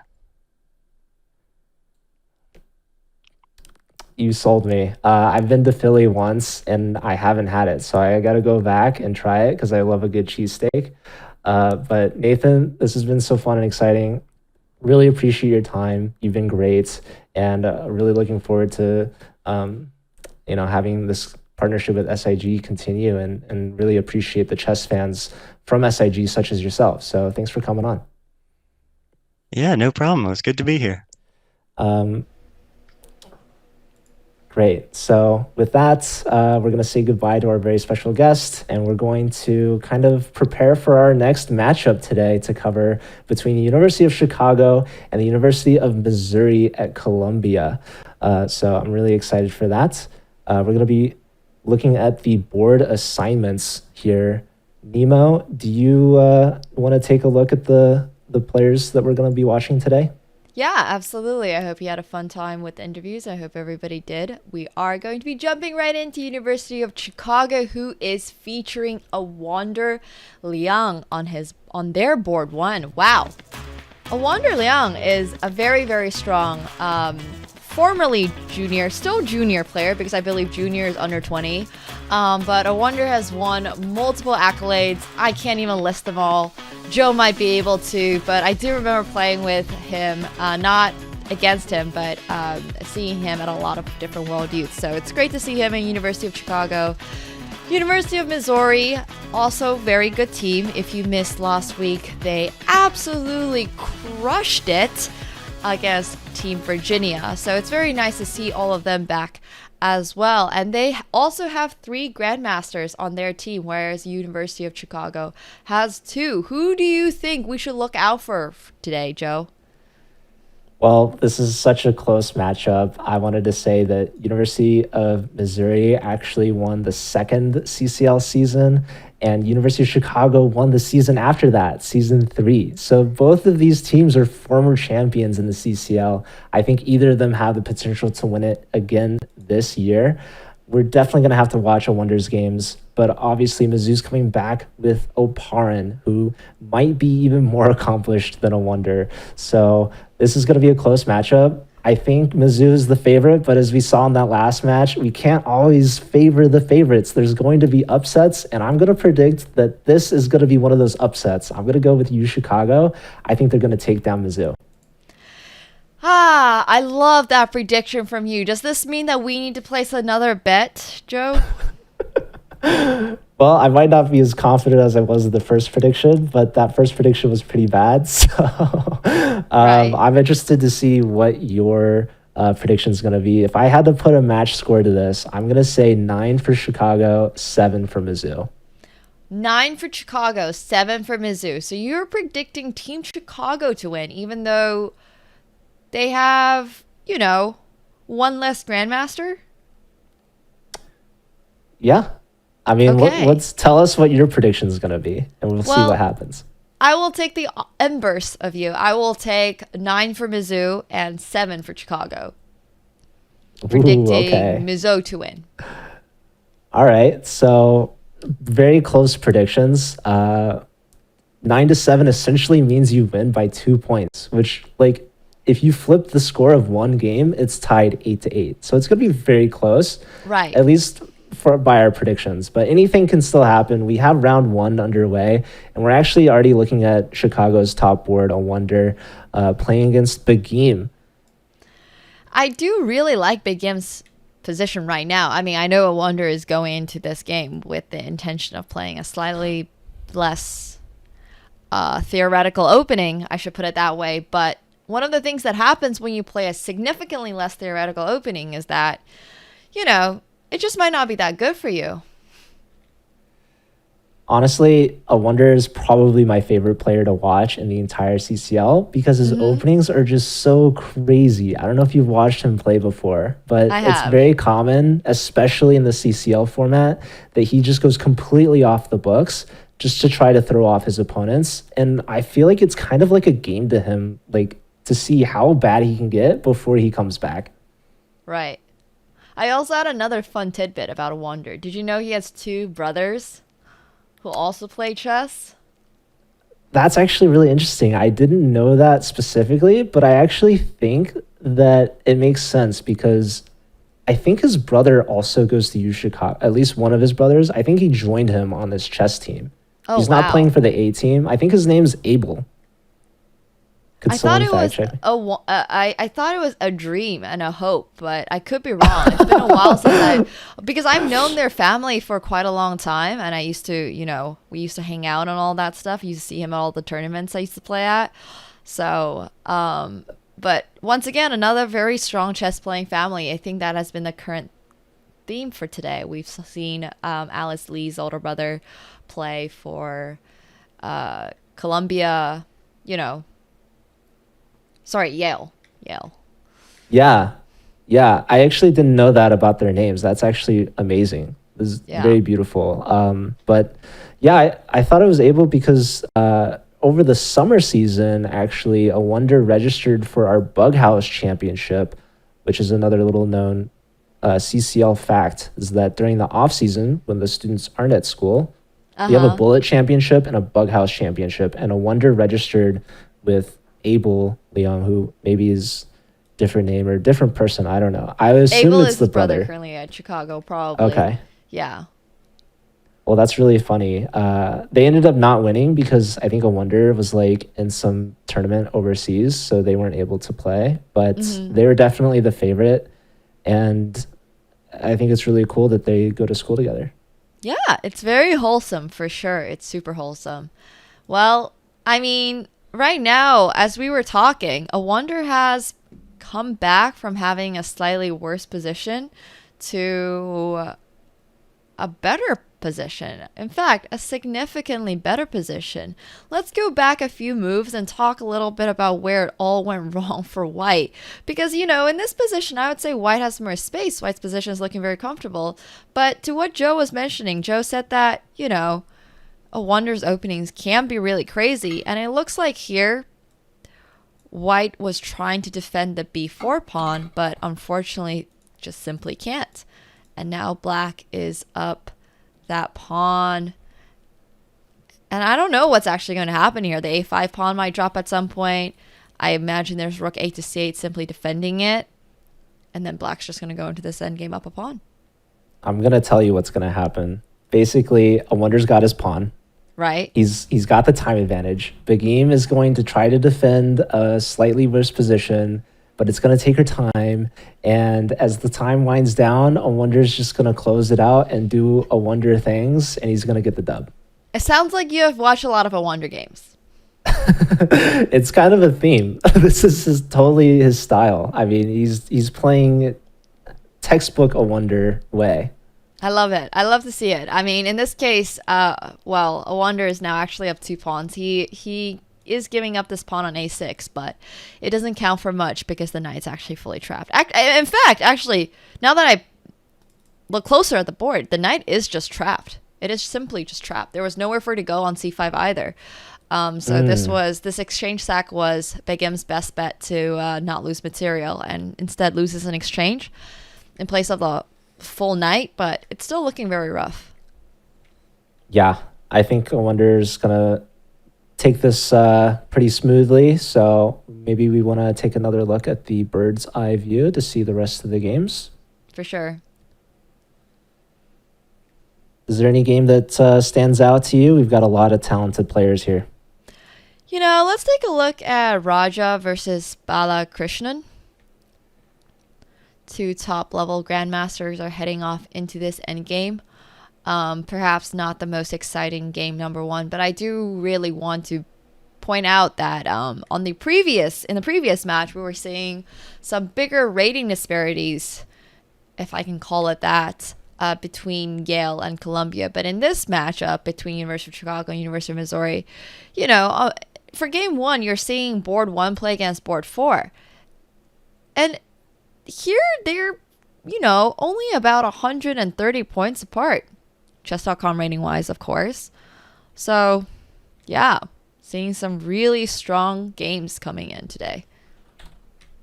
Yeah, I mean, this is only round one, and we're already seeing two grandmasters play against each other. This is a sign that these teams are just talented. These are strong teams.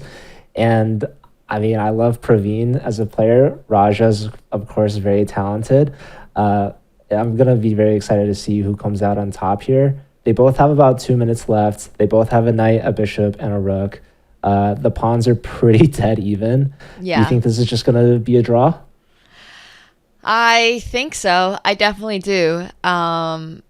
Seeing as how they're both grandmasters, I take that back. He might have just blundered a fork. We don't need... Knight d2. We might have jinxed them. We were calling out that this is a draw. We're already ready to go to the next game, and we see this bishop to b3. As actually, c5 is a really good move, because where does this knight go? And now white is trying to attack this bishop, but there is knight to d6, which is not a fork, but it defends the rook and the bishop at the same time, so it might as well be a fork, considering that the b4 knight is hanging. What is Raja doing? We tuned in and completely cursed him. Yeah, I mean, I don't know about... knight d2 is the simple way to win, but Balakrishnan was like, no, I'm going to play c5 and make it look even cooler. So now white is guaranteed to lose a piece and probably the game, unfortunately. I mean, this is how Chicago wins. I mean, they got not only Awonder at top, but they got Praveen on board too. This is their 1-2 punch combo here, and it's already looking good after this first round. But of course, it's a team match. It's more than just two players. You've got boards 3 and 4, and they're both going up against Mizzou's 1-2 punch combo. Looking at this bird's eye view, we've got Oparin and Antipov trying to get some points back for their team. Yeah, let's take a quick look at Antipov's game. Over here, oh my. Bishop takes d3 with a double exclamation mark, because if queen takes, there is queen to f2 with that checkmate. So wow. Bishop to d3 looking very, very nice here. That's just a game ender right there from Antipov. What a shot. Bishop d3 just wins the queen immediately, or wins the game. Your choice. Right. I mean, we watched Antipov last week, and he played extremely well. So I'm very glad to see him on form, in shape today as well. I mean, wow, what a powerful attack. White is trying to hold on with knight to d4, but black doesn't even take the queen and instead plays knight takes e5. No, there's no holding on to this, Nemo. This is prolonging the inevitable, but it's honestly a match strategy because it's a team format, right? You want to try to draw the game out as long as possible. Also, queen f2 right now is main one being threatened. I was sick. Yes. You need queen e3 or no, wait, okay, knight takes. No, I mean, it's over. But I love that black does not falter for one moment and keeps pushing for checkmate.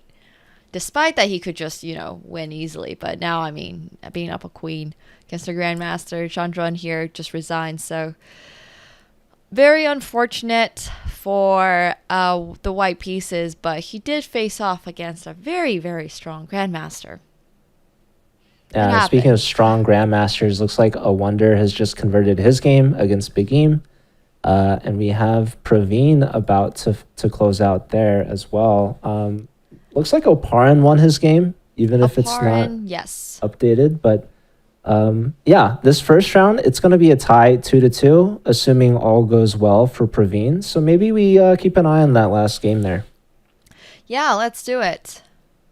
It looks like despite being up a piece, White is still hanging on over here. Sorry, I mean White is down the piece.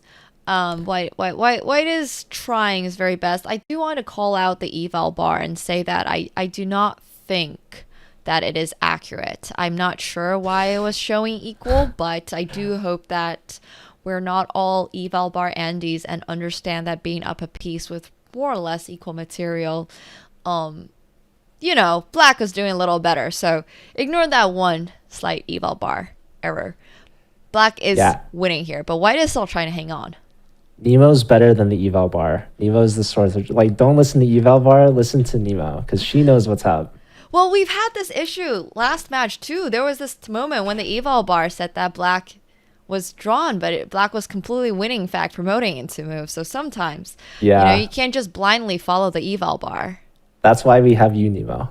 When the eval bar fails us, we can always count on you. Okay, until I call out the eval bar for being wrong, and then some grandmaster comes in chat and calls me out for being wrong, and in fact we're actually in a dead draw endgame and I just don't know it. You know, until that happens, knock on wood. Yeah, and sometimes, to be fair, like, these endgames can be a draw when you're up a piece, but I think there's just too many pawns to really make that true. But if you could trade pawn for pawn, then yeah, the extra piece might not be enough. Which is really interesting. So Praveen still has some work to do, but it looks like those pawns are falling. Well, you know, what Joe said was entirely accurate. If you swap off pawn for a pawn, this can go towards a draw, and it looks like Black has actually made that mistake. So now that the eval bar is back to equal, I do want to say it is actually equal. This is not an eval bar mistake. White has been able to capture a couple of Black's pawns. And one of the key things to remember in an endgame is that knight bishop endgame is actually a draw against a bishop. So if White gets this very last pawn, White is winning. There's so many pawns, Nemo. Okay, There's 4 pawns for the knight. I'm not sure what Black was thinking about, but he sure did not have pawns on his mind. He has decided that another key fact, you don't want to swap off this bishop for the bishop because knights are really bad at protecting against passers on both sides of the board. Unfortunately, this isn't going to help Black at all because these pawns are going to come rolling. Not only are they going to go rolling, White actually has a backup pawn on b2. Oh, bishop c6, flushing the knight out, and now going to push the g pawn. Oh my gosh. Wow. Well, this... Oh my god. Wait. Oh, it's not over. A minute. Like, Black is barely holding on? I don't get it. Black is completely lost. White has simply too many pawns. You only have 2 minor pieces, and White has too many pawns. There's so many pawns. Well, we watched exactly how this happened. We watched Black not protect any of his pawns. That's what happens when you don't protect your pawns. There's also b6. Well, he didn't play it, but b6, there was no king takes because of b8. So, dude, I think can Praveen hold it? Bishop c6 again. Oh, well, this is probably also winning because now you can promote, and since this is also light squared bishop, you're able to simply swap it off. Man, that was stressful. I mean, I thought for sure Praveen would win. I was 100% certain too. I was calling out the eval bar. And then the eval bar heard me and was like, I will prove you wrong. Eval bar fighting for its life right now. Well, the eval bar took it personally. Wow. What an awesome game. I mean, I thought it'd be tied 2-2, but I guess I might have jinxed Chicago. So they're going to be down 2 points now after that game, and Missouri has the 3-1 lead. Right, so University of Missouri does have that 3-1 lead, and as a reminder, Missouri is one of the chess schools. I don't know if that is an official term, but they have a very strong chess program. They have many strong grandmasters, and they are out here for blood. So my prediction was 9-7. I was not expecting it to go that way in the very first round, but what an intense endgame that was. Yeah, and like I said, like this could just be a one-game swing. That could have been that one game, right? And now Mizzou Right. has the 2-point lead that if they just hold on the rest of the 3 rounds, your score prediction is actually going to be dead on.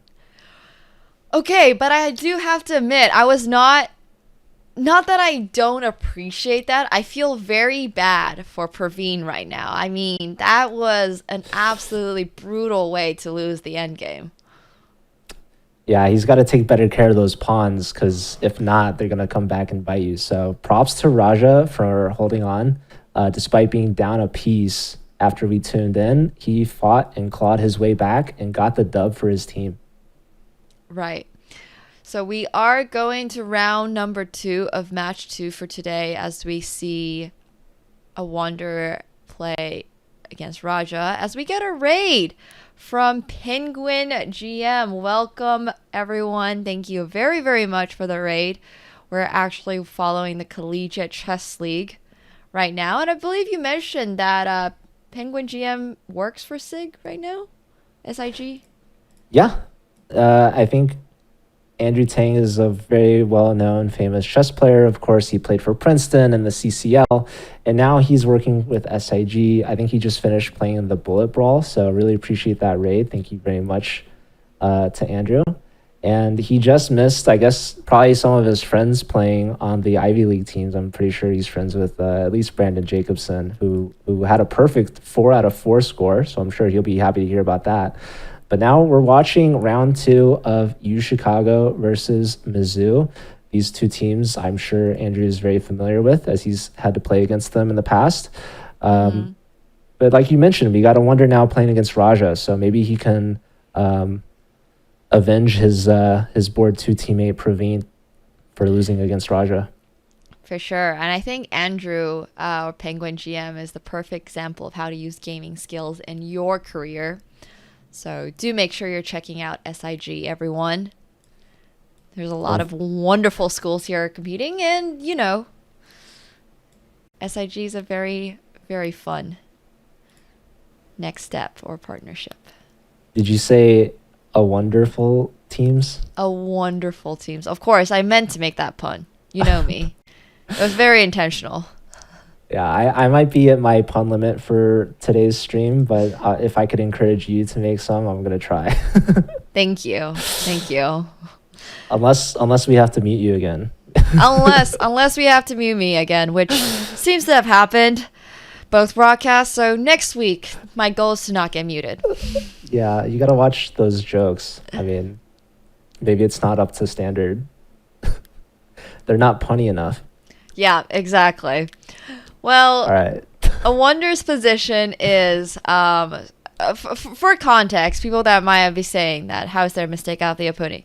Awonder just plays openings like this. This is just his style. One engine's mistake is another man's variation is a very well put, eloquent line by Aquila over there. I love that. Shout out to Aquila. I mean, Awonder doesn't care about the eval bar. He obviously has his own style for the openings, but much like that game between Raja and Praveen, you can't always rely on the eval bar. The game's not over till it's over, and honestly, like, I don't even think the position is bad for Awonder. I don't think the position is bad at all for Awonder. The inaccuracies in the opening do matter to some degree, but a 0.8 to 1 difference out of the opening is not game changing, you know? We just saw Praveen lose an endgame where he's up an entire piece. I'm sure you can survive minus 0.8 coming out of the opening. Definitely. Still lots of chess left to be played. And we could look at, interestingly, Raja castles queenside. I was wondering if there'd be like an opposite side castles, but obviously Awonder has pushed up his his kingside pawns a lot. So maybe Yeah. Raj is just a little intimidated by that attack. I would certainly be intimidated if Awonder attacked me, but let's hop over to bird's eye view as we leave Awonder to, work his way out of having a slightly worse opening into once again being slightly better out of the opening. This is the Awonder style of chess. A wonderful style of chess, obviously, but there's going to be a lot of other exciting games as well. So we will have bird's eye view for you in a moment as, there's a lot of other games that are going on. And in fact, let's hop over to Oparin immediately as we do have his camera. He looks like he's quite comfortable over there. We've got Kapil's cam on as well. Yeah, Kapil, he, I think, lost in the first round, but he's going to try to see if he can get a point against one of the top GMs from Mizzou.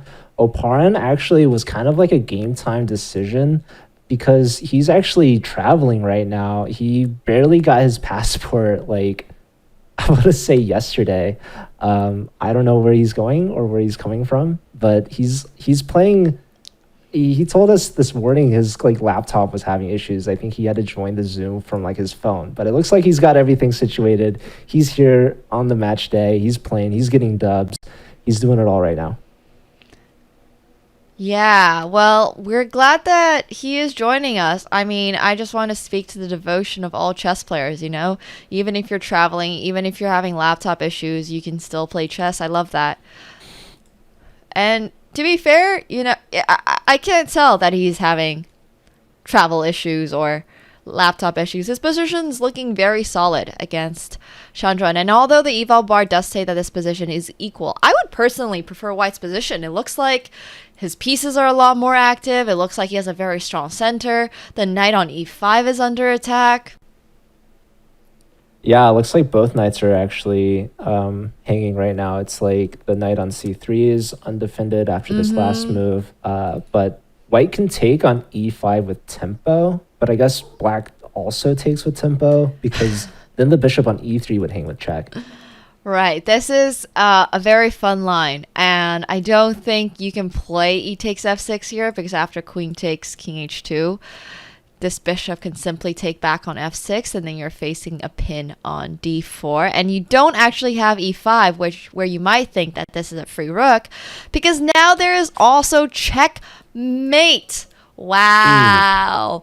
And this is a line that is very fun to calculate. I don't know if you've ever seen those discovered attacks where the knight goes like g5 versus g6, like g5 and then e6 or something, but it reminds me a lot of one of those. Oh, queen to e1 is not a great move though. Yeah, that was an awesome line that you just pointed out. Pretty deep. I'm sure Oparin probably saw that too. And we're seeing a different variation. We see the queen to e1 that you weren't a fan of, but we do see this e5 idea attacking the knight and the rook in the corner. So why is this not so good for White still? Well, after bishop b7, he's going to give up this knight, and after bishop takes f6, once again, White is going to be up a piece. But what are you going to do about this pawn on b2?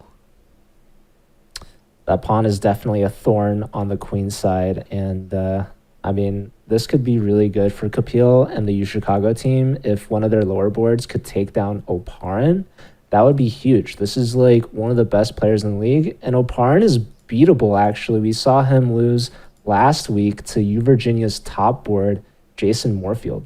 So anything could but the eval. Wait, were we looking at analysis or? This is the actual game. I wish I could say that I have played into some really cool analysis, but unfortunately, we can take all of that back and just say that White is reality. Welcome back to reality. White is once again winning because although this b2 pawn is very strong, Black has unfortunately made three very passive. I don't want to say very passive. He was trying to defend, but three inaccurate moves in a row, and now all of a sudden White is threatening the knight on c4 as well as checkmate on g7 indirectly because of e6. So this game actually has me really excited because this just shows how strong a grandmaster can be. He might be playing an inaccuracy, but it is still a blitz game, and Chandran doesn't have the advantage of time. He's in fact a little lower than Oparin on time right now, so there is a lot to play for in this position. Yeah, and if you just compare the pieces, like white is so active. They're So completed their active. development. Black has pieces still on the back rank. The bishop hasn't moved. The queen hasn't moved. The knight is hanging. If the knight moves, the bishop is hanging. If the bishop moves, the pawn is hanging. Like everything is just falling apart right before our very own eyes. Right, and this is why I always like to say, keep your pieces protected no matter what. Okay, well, d6 is certainly not help. Oh, wow. Okay, What's so there goes a Oparin, knight. I think Oparin just went for the simplest line. He simply defended the knight with a check because it was hanging on f5 due to the bishop on c8 and decides to take the free knight. But I did want to point out that if he felt like being really fancy today, he had e6, which actually blocks the opponent's bishop and then goes for checkmate. But he didn't need to do that. He's still completely better in this position, and there's nothing wrong with keeping chess safe and simple. Yeah, we didn't see the fancy move, but he kind of is playing pretty clinically here. Like he knows he can win a piece. Why complicate things? He's up on time. He knows he's winning. He's just gonna convert, and that's Oparin's white here. Indeed. Wow. All right, well, let's go to bird's eye view, as I am pretty confident that Oparin will be taking this game down. We see a lot of eval bar movement. Any particular game you want to look at? Well, we see Antipov had a quick win against Chicago's board 4, but maybe we could look at the top boards, maybe back to Awonder, whose opponent is really low on time, only like 12 seconds. Indeed. Okay, let's do that. 50 seconds to 12 seconds. Raja not having the best game. He does have a very nice knight on e5, but unfortunately the rest of his major pieces are all in the back rank. This queen trade's really smart. When you're passive and when you don't have a lot of space, you really want to get out of that situation by swapping off pieces. Just think about it this way. If you have pieces but no space, you can get more space by having less pieces, right? I've never thought of it that way. That's so smart. Yeah, so I simple. mean, it's very simple. Chess can be a simple game if you break it down. Yeah. I love Awonder's position. I think he was trying to get c3, d4 in at some point, try to kick this knight out from this lovely e5 outpost, because I think he wants to infiltrate on f7. Indeed. What do you think? Yes, f7 is the square to go to, but it will take a little bit of work. So for now, I suppose he's just happy swapping off the rooks and maybe going for the weak b pawn. So he puts the king in check. He doesn't take on a5. Maybe that was too much. I think black was scared of taking on a5 here because it's mate in 4. Oh, the rook comes Or just back. mate. It's just mate because you can try like...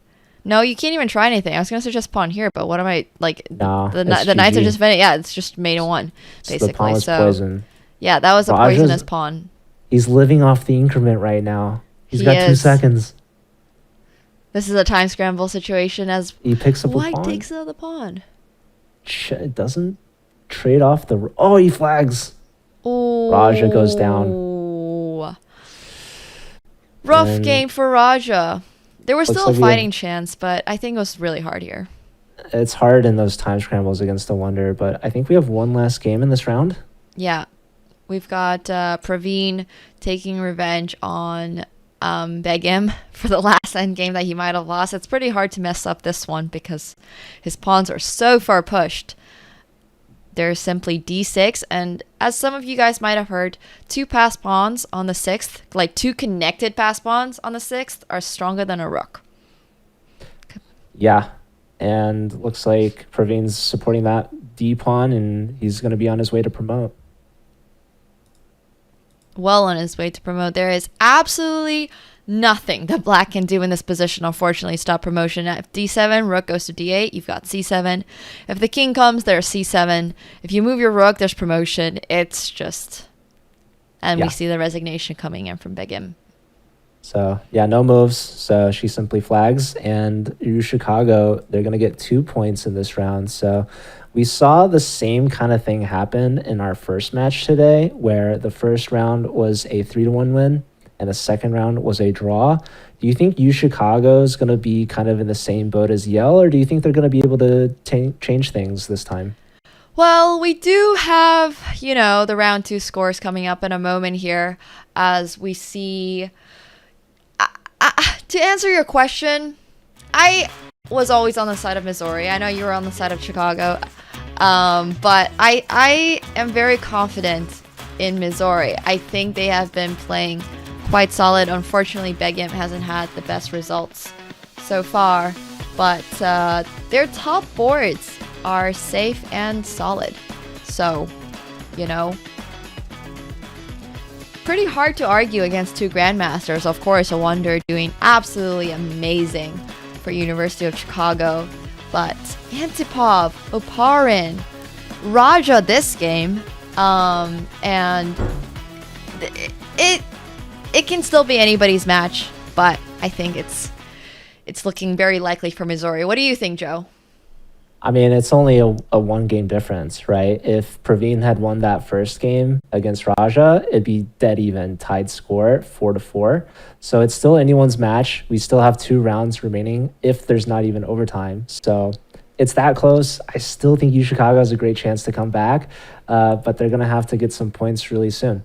So yeah, for sure. I think that while we are watching all of these amazing college students play chess, you too, if you are in college, should consider the Chess.com College Ambassador Program. If you're a college student who wants to help grow chess on your college campus, join the team and get the backing of Chess.com at your school. Benefits include diamond memberships, exclusive Chess.com merch, career opportunities, and even meeting chess celebrities. For all the details, use Command CAP. That's Command CAP in the chat. Thank you guys very much, and we are going to go on break, and we will be back to see if Mizzou can hold on to the lead in round 3.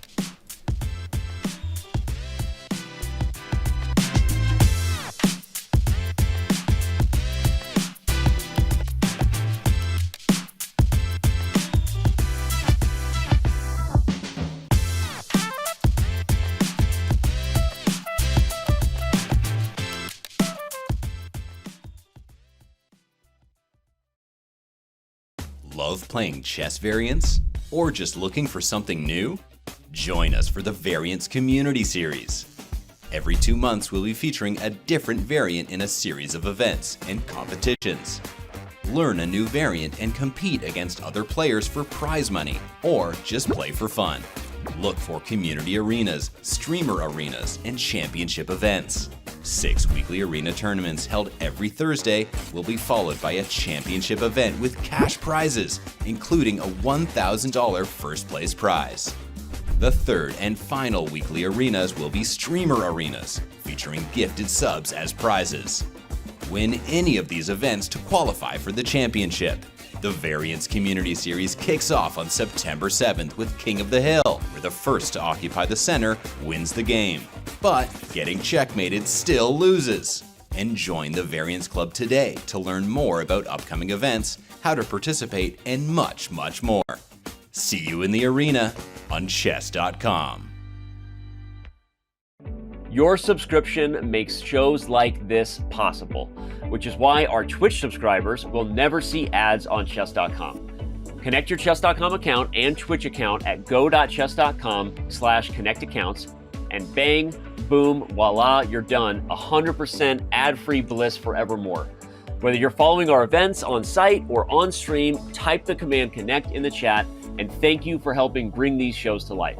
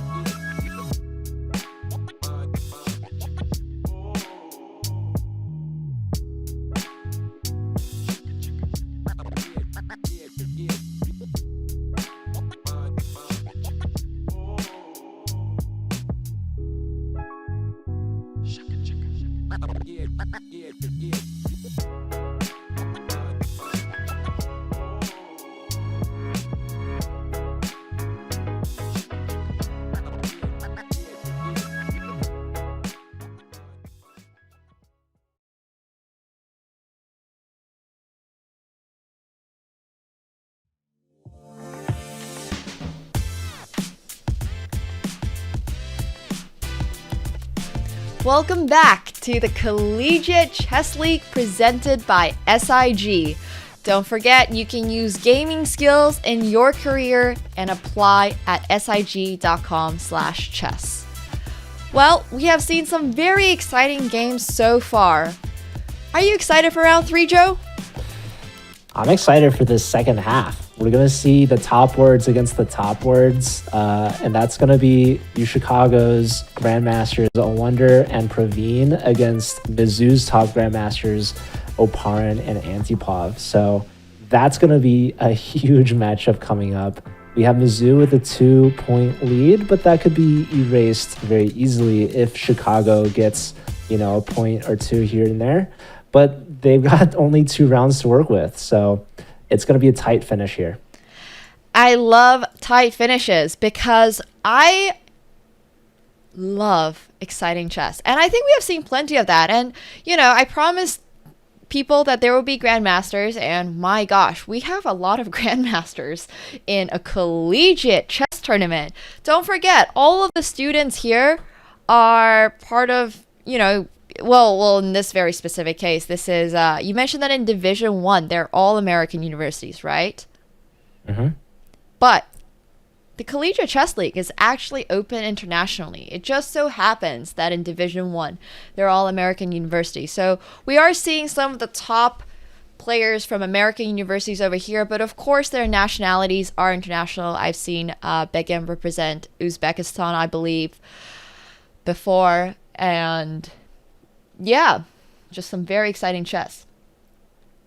Actually, a lot of the Mizzou players are international students. So even though they go to American universities, they're not originally from the US, but obviously there's talent all over the world. Another fun fact about UChicago is that when they won in season 3, they beat one of the international teams, University of Warsaw, all the way from Poland. So wow. Yeah, and that was I think it was 9-7, but I remember Chicago ended up winning that in the 4th and final round, so it was very close. But Warsaw had I think Bartek, who is actually the coach of UTRGV. Another fun fact. But yeah, tons of international players and universities competing in the CCL. So this is kind of like a world championship title in a way for universities. Just so happens that all the Division 1 teams are American. This feels very much like when the US calls NFL or something like the World Championships for football, and it's like, first of all, what football are you talking about? Secondly, I have never seen another team playing this, you know. But it is open to the world. Like you can be any nationality and be representing any of these schools. You just have to represent the school. And I think the harder part is getting into one of these schools. Like, I don't know what the process is, but you need to either be really, really good at chess or really good at academics, and neither are particularly easy. So, yeah. Yeah, or in some other players' cases, you could be really, really good at both. True, for sure. So, It's not necessarily one or the other. You can be good at both. Yeah. So, all right, we've got game 3 or round 3 underway. We've got Awonder versus Antipov here. Awonder's got this little grin on his face, and Antipov's like twirling with his hair thinking. Is there something going on in the position, do you think, that Awonder's happy to see? I have no idea what he could possibly be happy to see. This feels like a very standard endgame, or queenless middle game, I think is by far the most accurate term in this position. They have every piece on the board except for the queen. And one pawn, but I never really consider pawns pieces anyways. So I'm not sure what Awonder was gritting there about. I have a guess. I think it's because white has king e2 and black has king e7. This is basically a delayed Bong cloud. You know what? I think so. All right, we have delayed Bong cloud on the board for board 1. This is some Grandmaster Bong cloud theory that we're witnessing right now. I love it. This is the safest position to Bong cloud in. So if you guys are trying to learn some chess today, if you really feel like Bong clouding, if you've been challenged to Bong cloud every single game or something, swap off the queens and then do it, and then you probably will never get in trouble. I mean, now we just see the king coming back to f1. He's doing this delayed castling thing, but yeah, this is a very, very solid game. All right, shall we take it to a bird's eye view? We might come back to this game later when it gets spicier. But, these are two very good teams, and we have a lot of grandmasters playing. So we're going to be seeing some exciting chess, and it'd be a pity to miss any of those super hype moments. Yeah, that's like one of the tougher parts about covering these kind of matches where you have 4 games happening at the same time. I always feel bad if I miss a moment or something. So it's hard to like choose which game to focus on because all of them are so interesting. I think we definitely have to take a look at the board 2, game 2 between Oparin and Praveen, because looks like Oparin's finally starting to break through here with an advantage. Wow. And once again, this is blitz, so they're moving pretty fast, but you also have to remember this is move 18. And it's looking like we are going to the end game. So why do you think white's so much better here, Joe? I was hoping that you would be the one to take that responsibility, but I mean immediately you see Praveen is like not comfortable just looking at the clock, right? Oparin hasn't even used a minute, and Praveen has already used more than half of his time. If we also just look at the position, his knight move, he's attacking a lot of the light squares. He's opening up his bishop, attacking that knight. The pawn on d4 is actually really weak. And I think that's the main difference in the position right now. Yeah, one of the key factors in this position is how black's pieces are just completely scattered all over. This bishop on e6 is looking a little shaky. Like Joe was mentioning, the pawn on d4 is looking a little shaky. And it probably also doesn't help that Praveen is playing against another grandmaster who is actually 130 points higher rated than him. When you get to grandmaster status, you start to learn that also not all grandmasters are built equal, just like how not every 1000 is built equal. I'm sure you and I both can relate to the fact that there's always that one person who's around your rating, but you're like, wait a minute, but they're so much better than me. And I think in this case, Oparin is simply one of the best grandmasters in the entire event. Yeah, for sure. But he is beatable, as we saw from last week. He's not perfect, but he's playing this pretty darn well. So what exactly is the knockout blow here, Nemo? Rook takes c8 is the knockout blow because you can't play bishop c8 due to queen takes f7. That's just checkmate in 2. So after knight takes c8, which is your only move unless you really want to give up piece, you can just go bishop to h3. Wow. That's a removing the defender tactic. I was not looking at this move. Like, you're taking the bishop off the long diagonal, but when you look at it, it's so clear and it makes so much sense. Do you think Oparin's going to go for this line? I think he is. There's no reason Oparin would not see this line. And we actually do see it. Now we just have to see if he sees bishop h3. Bishop h3 is like very intuitive, actually. You're just looking at this position and thinking, well, how is black defending? What is black defending? And black is defending the f7 pawn. And Oparin knows this because he moved his queen over to f4 and his knight over to g5 to go for it, right? So there's no reason at all for Oparin to miss bishop to h3. So moment of truth here. He's taken some time. Yeah, there's also nothing wrong with taking time. I think he will. My bet is on he will. All right. Well, how long? When will he play it? If you think he will, hopefully in the next, within the next minute. He's up a whole minute on Praveen, so he really doesn't need to be too worried. But I will get worried if he doesn't play bishop h3 and also lets his time go down, because in blitz, having a time advantage is a significant advantage. You get more time to think about your moves. You get more time for those critical moments. And I think that's really important and something that sort of gets overlooked a lot when people are looking at a position or like, oh, well, it's equal here. But then you look at the guy and he's like up 2 minutes or something. It's like, you know what? I think the guy being up 2 minutes might have a better chance. But okay, now he does play bishop h3. There it is. There's your move. Wow. Yeah. He plays it with 30 seconds in advantage. So this is a really tough spot for Praveen to be in. Wouldn't want to be him right now against Oparin. But I have to point out this game 4. If we look at the bird's eye view, I feel like something crazy is happening over there. Hopping over to board 4 in a moment, as we see in bird's eye view that Oparin does have a significant advantage with that bishop h3.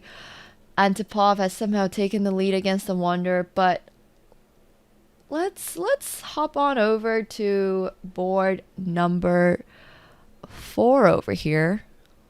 And we see Miles Brown, the 4th board from U Chicago, with the white pieces, taking on a grandmaster on board 3, Raja from Mizzou. And he's up in exchange. Right, up the exchange and also up a pawn. Don't forget that. Pawns are pretty important in these positions too. It's actually going to be up 2 pawns because there's no way to protect d3. Wow. What's going on with Raja's position? What did he do? Well, I feel like Raja overcommitted to an attack. So let's go back actually into the middle game and just take a quick look at what happened. It definitely does feel like Raja...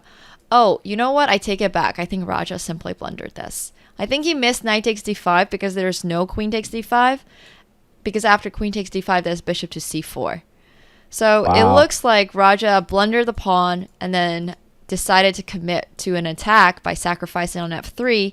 And that might not have turned out great for him, which is what has brought us to this position here, where he is still trying to go for the attack. Don't get me wrong. He still has the queen and the bishop aimed at white's king. Unfortunately, this rook on f2 is doing the job and defending g2 and not allowing anything to come through. I would feel pretty nervous with that queen and the bishop cutting the king off, but those rooks are doing such a good job of taking up all the squares. On the dark squares specifically, like that bishop cannot attack either of those rooks. They're not going anywhere. Exactly. And like Joe, you were saying, feeling scared about the queen and the bishop, I would say Miles agrees with you and has offered the queen trade. Now, when you're up material in chess, one of the best things you can do is swap off pieces. And you know what's even better than that? If you are feeling like your king is under attack, if you are feeling unsafe with your king, you can swap off the queen, because once the queens are gone, there's almost no chance of your opponent checkmating you. So these are all very logical moves over here by Miles. He's going for the bishop, kicking it out. Yeah. Solid chess. I think this would be a huge result for Chicago because obviously they're board 4, not a tiled player. Taking down a grandmaster, I mean, that's just amazing in and of itself. But if you could also just combine that with like the team score, because that's going to be huge for them to come back. And it looks like they're going to need those points because Oparin just won. It looks like Antipov's also going to take down Awonder. But yeah, we could take a look at the bird's eye view and see how the rest of the games are going. Indeed. Oparin has taken another point from Mizzou, but Miles will most likely be getting one back for University of Chicago. However, in bird's eye view, we can see that Kapil isn't doing that poorly against Begim. In fact, he seems to be doing quite well. However, Awonder is in a completely lost rook, bishop versus rook. Okay, well now it's just a bishop pawn endgame. So he resigns. But Begim is trying to hang on over here. Attempting to, at least. She is down 3 pawns, but is trying to checkmate White's king. So these are always fun games. I like to call these desperado. Desperado is a very clear tactical term. We don't need to go that far, but Black is just tossing everything at White. She just wants to try to checkmate. She is down 3 pawns. She knows that her only chance at holding this game or getting anything back is making moves like knight takes f3, in the hopes that if g takes f3, there is something here, but actually there isn't that much here. She is just hoping that there is. She is very low on time, and she's playing hope chess.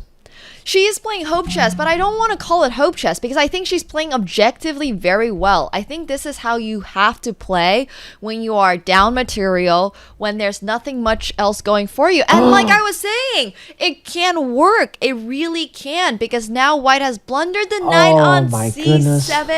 And with the king here, there was actually queen to g3 taking the rook. Not that Begim seems secure because she is going straight for the checkmate. But all of these checks with so little time on the board, it's definitely going to bring her something. There we go. Queen Okay. E3. Now the rook my does hang goodness. with the fork. When things were looking good for U Chicago on the bottom 2 boards, they took a sharp turn in the wrong direction. We had a completely winning position for Kapil, and Begim, she plays it perfectly, tricky enough to make Kapil blunder in the time pressure. And even on the other board, it looks like we have Raja clawing his way back, actually. So this, I think, is probably the final straw for the Chicago team. Even though there's another round left, they've already hit the 8-point mark. All they need is a draw, and they might get it here. Yes, indeed. They are, wow. It has been very exciting chess thus far, but I think this round has been by far the most exciting. Unfortunately, through all the excitement, it just hasn't really gone Chicago's way, but I hope everybody watching has had fun. What was your prediction again? I believe 9-7? it was 9-7. You were the reverse. I was 9-7 for Missouri. Oh, and Raj is gonna win this now.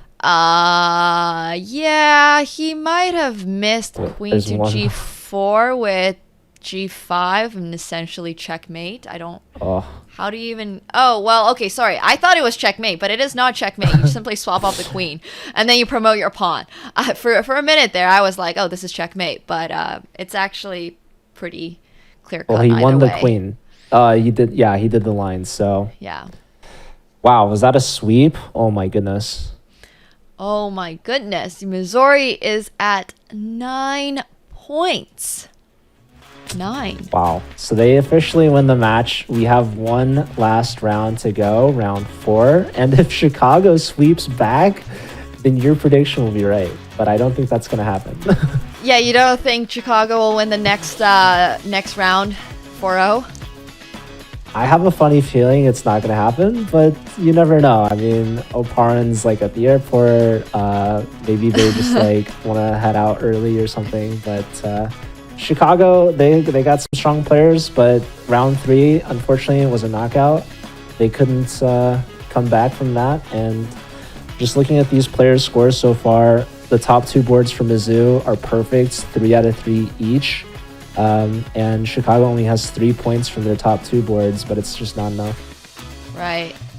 I mean, I think we've seen some really exciting games thus far. And in terms of player performance, I would say, Begim coming back in this game was very, very wonderful. And, being a higher rated player is not always about having a dominating position all the time, but also knowing what to do with the position that you are in and still always fighting and still trying your best. And I think she has done that. She was on 2 losses, but she was actually practically lost in the last game, but in a blitz game, it was super dynamic and she fought back, which is wonderful to see. Not so much if you were her opponent, but wonderful to see as a viewer, I should say. And we see round 4 has just begun. Oh my goodness, a quick draw between Oparin and Awonder. That's not really what you want to see. But I mean, it makes sense. The match has been decided and these players have been playing and they just want to, I guess, go on a quick break. We see Awonder all smiles there. I think, yeah, always fun to have him playing in the CCL. There's going to be much more exciting games to come for the future. So yeah, just taking the quick draw against Oparin. So nothing wrong with that. There. Of course. But yes. Yeah, we still have 3 other games. I hope they're not all quick draws. But the good news about that draw, Nemo, is that your prediction's wrong. Thank you. I was just going to say that they might have messed up my prediction. Not that I think Oparin was going to lose, but there was always the chance. So this way, Joe, you and I, once again, are going to not owe each other subs. But there's always next week, right? Exactly. And we have some more exciting matches coming up next week, so definitely stay tuned for that. I think this Mizzou team is going to play UT Dallas. But of course, we got to see all the matches and whether or not the teams are available. So always tons of matches going on, but we're only choosing the top 2 to cover. So who knows? We are handpicking you the most interesting matches. That's basically what Joe's trying to say. Yeah. And then so far we've chosen Mizzou twice. We might even see them a 3rd time next week. We still haven't seen UT Rio Grande Valley or UT Dallas yet. And those are 2 of the best teams in the league. Unfortunately, we couldn't cover their match today as they had to reschedule. I think about half of the UTRGV team was in Mexico still for World Juniors. So these are busy chess players. They're very busy. Plus, they're like working doing in school full time. Yeah, so right. It's tough to manage who's playing and when. Luckily, the format of the season allows them to reschedule so that they can get their matches in. But if all goes well, Mizzou's going to finish out this, and maybe we'll see them back again next week. Were you able to play any chess while you were in college? Because you did go to UCLA, right? Yeah, so you had a pretty busy schedule, I imagine. We unfortunately didn't compete in Pan Ams when I was there. The CCL didn't exist yet. But we did play at US Amateur Team West. I played twice. I think the first time I was top board for the UCLA team, and I got crushed. So that was fun. And then the second time I was board 4. So our team grew a lot better, or I got worse, or a combo. But it was a much more pleasant experience on board 4 than board 1. Nice. Did I ever mention my school went to China for a show match back in 2019? Oh, that's so cool. Yeah, my entire college team, as well as I believe the 5 other teams in the Ivy League. Like, once again, I know that we're not an Ivy. I know that University of Toronto isn't an Ivy League, but University of Toronto was putting on the event, so they invited themselves and call it the Ivy League. I don't forgot, was it like the Ivy League match or whatever, and invited like Princeton, Yale, and all these schools and stuff. So it was anyways. But I think 6 schools got to go to China to play a show match against some Chinese schools, and it was really fun. How'd you do? I personally did pretty okay. I very clearly remember Dorsa of the SLU team. I don't think she is on the SLU team anymore, but she offered me a draw in a position I really strongly disliked, and she was like, yeah, don't worry about it. And I was Wow, like, what a okay, homie. well, thanks, I guess. This was obviously a show match, so the scores individually didn't matter that much. I do think Slew just took it down, though. They were very dominant in China as well. But that was very clear memory from that tournament. So Toronto wasn't the only non-Ivy playing in this Ivy tournament. Right, I Slew mean, the was there Chinese too. schools. Yeah, Slew was also there. I forgot. I think Missouri was also there, actually. Back in I- 2019, yeah. Yeah, I think I remember Oparin being there. Wow. Back then, I wasn't doing chess content. Otherwise, it would have been chess content galore. It was like, I guess, 8 teams just in China for a week. But yeah. I think Dorsa actually might be a grad student at Mizzou now. Fun fact. Oh, fun fact, indeed. I could totally be making that up. And I hope someone can correct me if I'm wrong, but Let's just start making up lore for all of these players. Yeah, why not? yeah, who's gonna stop us, Nemo? Right, who's going to stop us? All right. I mean, well, is chat going to fact check every single thing? I hope well, some people out there perhaps, but anyways, yeah, we do have Praveen versus Mikhail. I don't know what's going on, Nemo. Is there any exciting chess happening? There's not I don't want to call their chessboard. Well, you know what? You jinxed it again. There is the exciting chess. Joe, you need to say that more often. Okay, before B takes C6, this position is dead solid. Like dead equal. It is exactly the same. Okay, sorry, white is down 1 pawn, but he can get it back pretty easily if you really wanted to. This position is pretty equal, but after bishop takes c6, it's actually less clear. B takes c6, queen takes e7, knight takes e7, and now white has somehow not made an isolated pawn on e5, which is why before bishop takes c6, the idea was bishop takes e5, and black is just simply going to this endgame, up a pawn.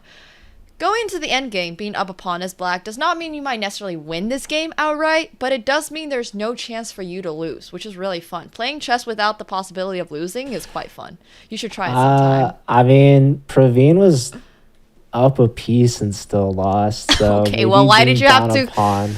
Why did you have to call him out like that? I'm sorry, but I just gotta say it. Like, it's the fact of the matter. If Praveen can lose up a piece, maybe he can win down a pawn. Does that logic check out? Or You know what? You're right. You're right. I see exactly where you're going with that. Yeah, losing down a piece, it just means your chess is high variance, right? listen, if I went into an endgame up a piece and lost, I know I got to change things up. So now he's going into the endgame down a pawn and see if that changes things for him. Yeah, that's totally fair. Well, let's have a quick bird's eye view because Begim has actually won her game without us actually making a mention of that. So she is 2-4 for today. She has made a slight comeback, which is very nice to see. And all right, between Raja and let's hop on over to Raja's game because we still have a long time to go between Praveen and Mikhail. Yeah, Raja is playing against Kapil. Kapil Chandran is the FIDE master from U Chicago. Yeah, kind of a tough match for the board 3s and 4s for U Chicago, but maybe Kapil can change that here in the final round. We have seen Raja play some honestly like shaky chess, if I'm being honest, in these past 3 games. Yeah, Raja has not been playing the best today, you know. And you can't expect people to always be on their best performance, but right now Chandran's king might be on FA, and you might be thinking, wow, he hasn't castled, but this is one of those positions where it just doesn't matter that much. There's so much more going on. You don't really need to be castled. Of course, it's nice to have your rook out, but Black's doing just fine in this position. Yeah, he's trying to like open up the D file because he's got both queen and rook there. And like, for example, if Kapil takes the knight, pawn takes, bishop takes on D6 is a huge threat.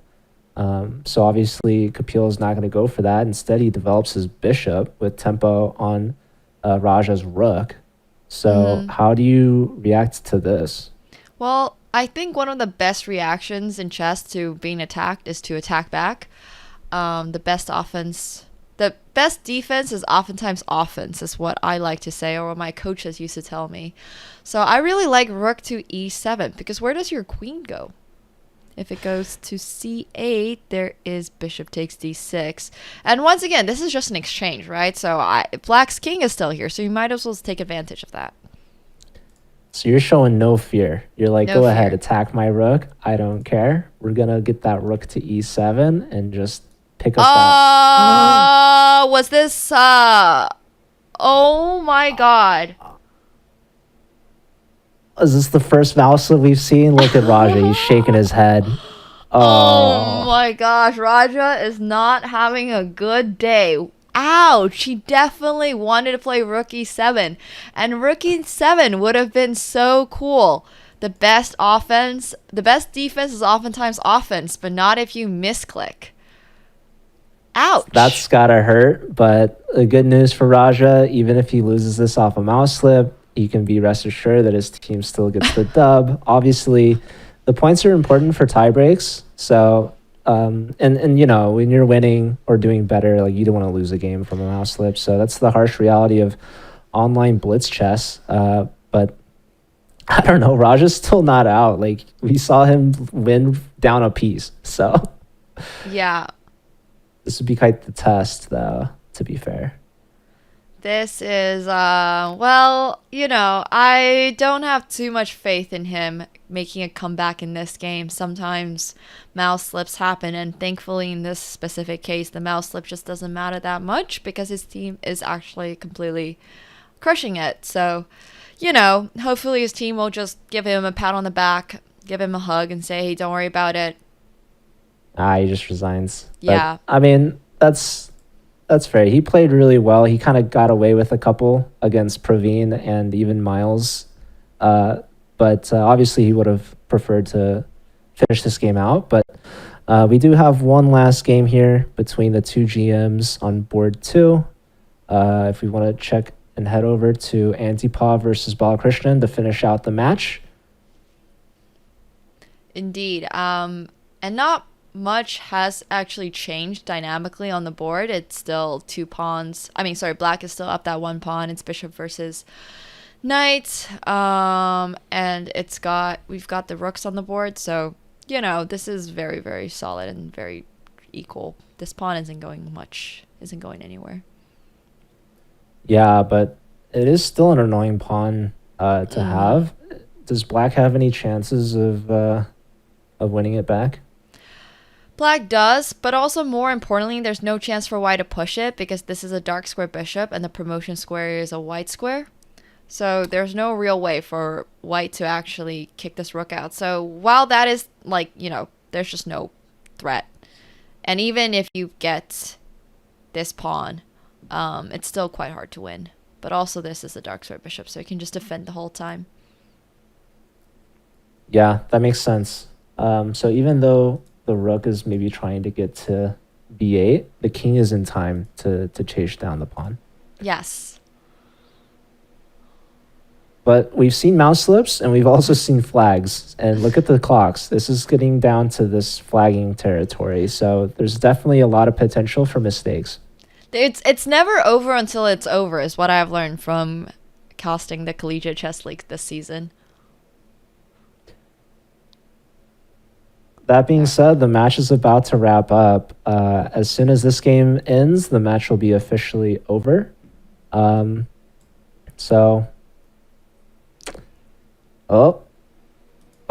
happened to the position? Oh, well, okay. So maybe white should not have lost that pawn. Because now, you know, we oftentimes joke that rook endgames are a draw, but that's only if you're up one pawn. Being up two pawns changes things significantly, especially because you can create connected pass pawns with your pawns. So here, let's see what black does. I mean, Antipov is such a strong grandmaster. I'm expecting spectacular endgame technique from this, and Praveen probably needs a miracle to actually be able to hold it. Was it Praveen that we saw lose up a piece because he dropped all of his pawns? Yes.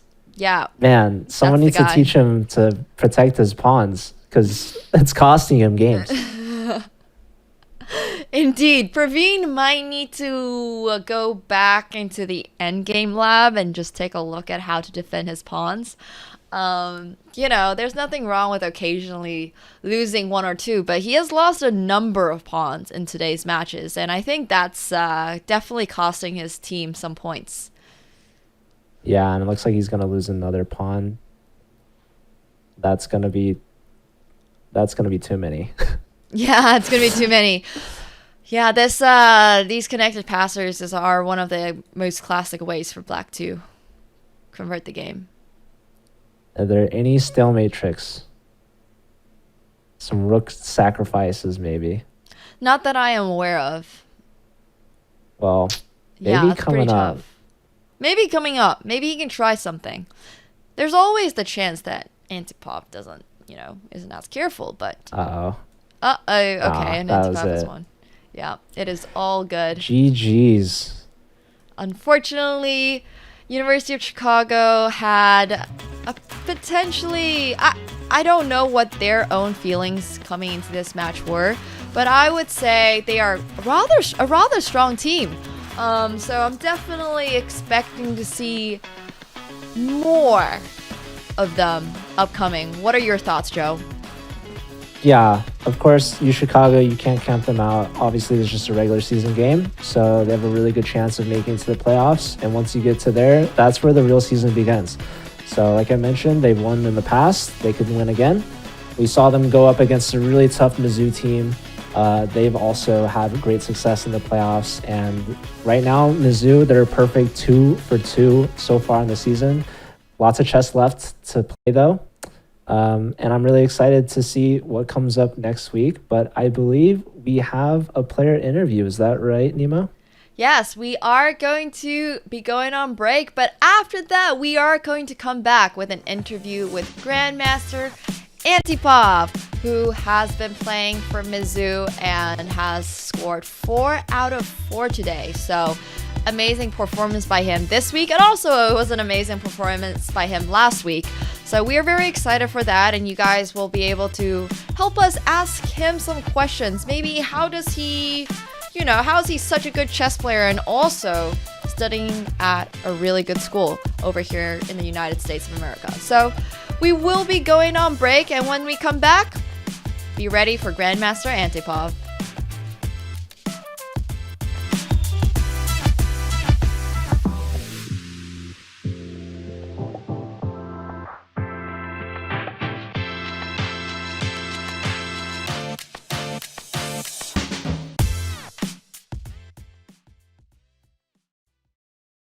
Hi, I'm Grandmaster Grigoriy, and welcome to Left-Hand Repertoire's 1e4. The so-called Latvian gambit is horrible. F5, knight takes e5. This is not how chess is played. He played too many moves with pawns and the queen, and didn't develop his light pieces. And if knight e4, this is a very important trick to remember. Many people fall for it, actually. Knight to b5, brilliant idea. ab, and queen g7, and after rook f8, bishop h6, queen c5, and f3, and surprisingly, queen f2 is almost checkmate, but it's not. If your opponent wants to be solid, we go for the aggressive for the kill. If your opponent wants us to go for the kill, we play simple chess. And just use the fact that we have more space in the center, clear-cut plans, and nothing to worry about.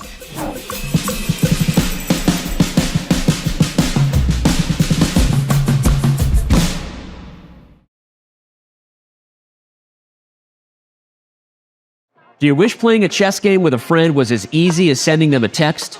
Well, good news. Now it is. With Chess.com's new iMessage app, you can start and play a game directly in iMessage. Your friend doesn't even need a Chess.com account. It's just tap and play. Head over to go.chess.com/iMessage or use the command iMessage in chat to learn more.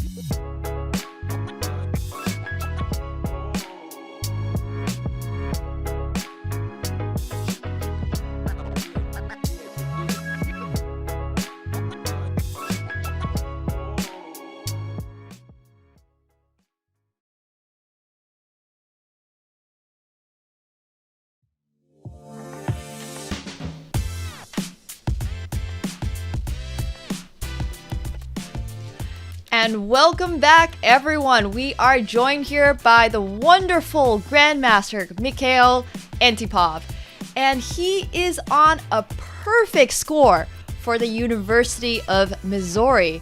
So, Mikhail, who is Missouri's biggest competition this season? What do you mean? I'm sorry, I didn't understand the question. Who do you think is your university's biggest challenge? You guys are super strong, but do you think you're going to face any issues this season? No, I mean, of course, there are so many strong opponents as in previous seasons. In this season, it would be the same. So I cannot say that we will have simple matches at all. Like today, it just happened that we guaranteed ourselves a win after the third match, but in general, I remember when in the past we played against University of Chicago, we actually didn't have such clear wins.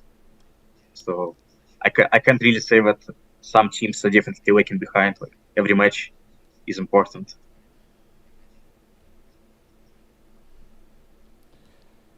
That makes a lot of sense, and I love the answer. Obviously, in the past, you guys have lost to Chicago, but today you had an awesome, convincing win, so congratulations on that.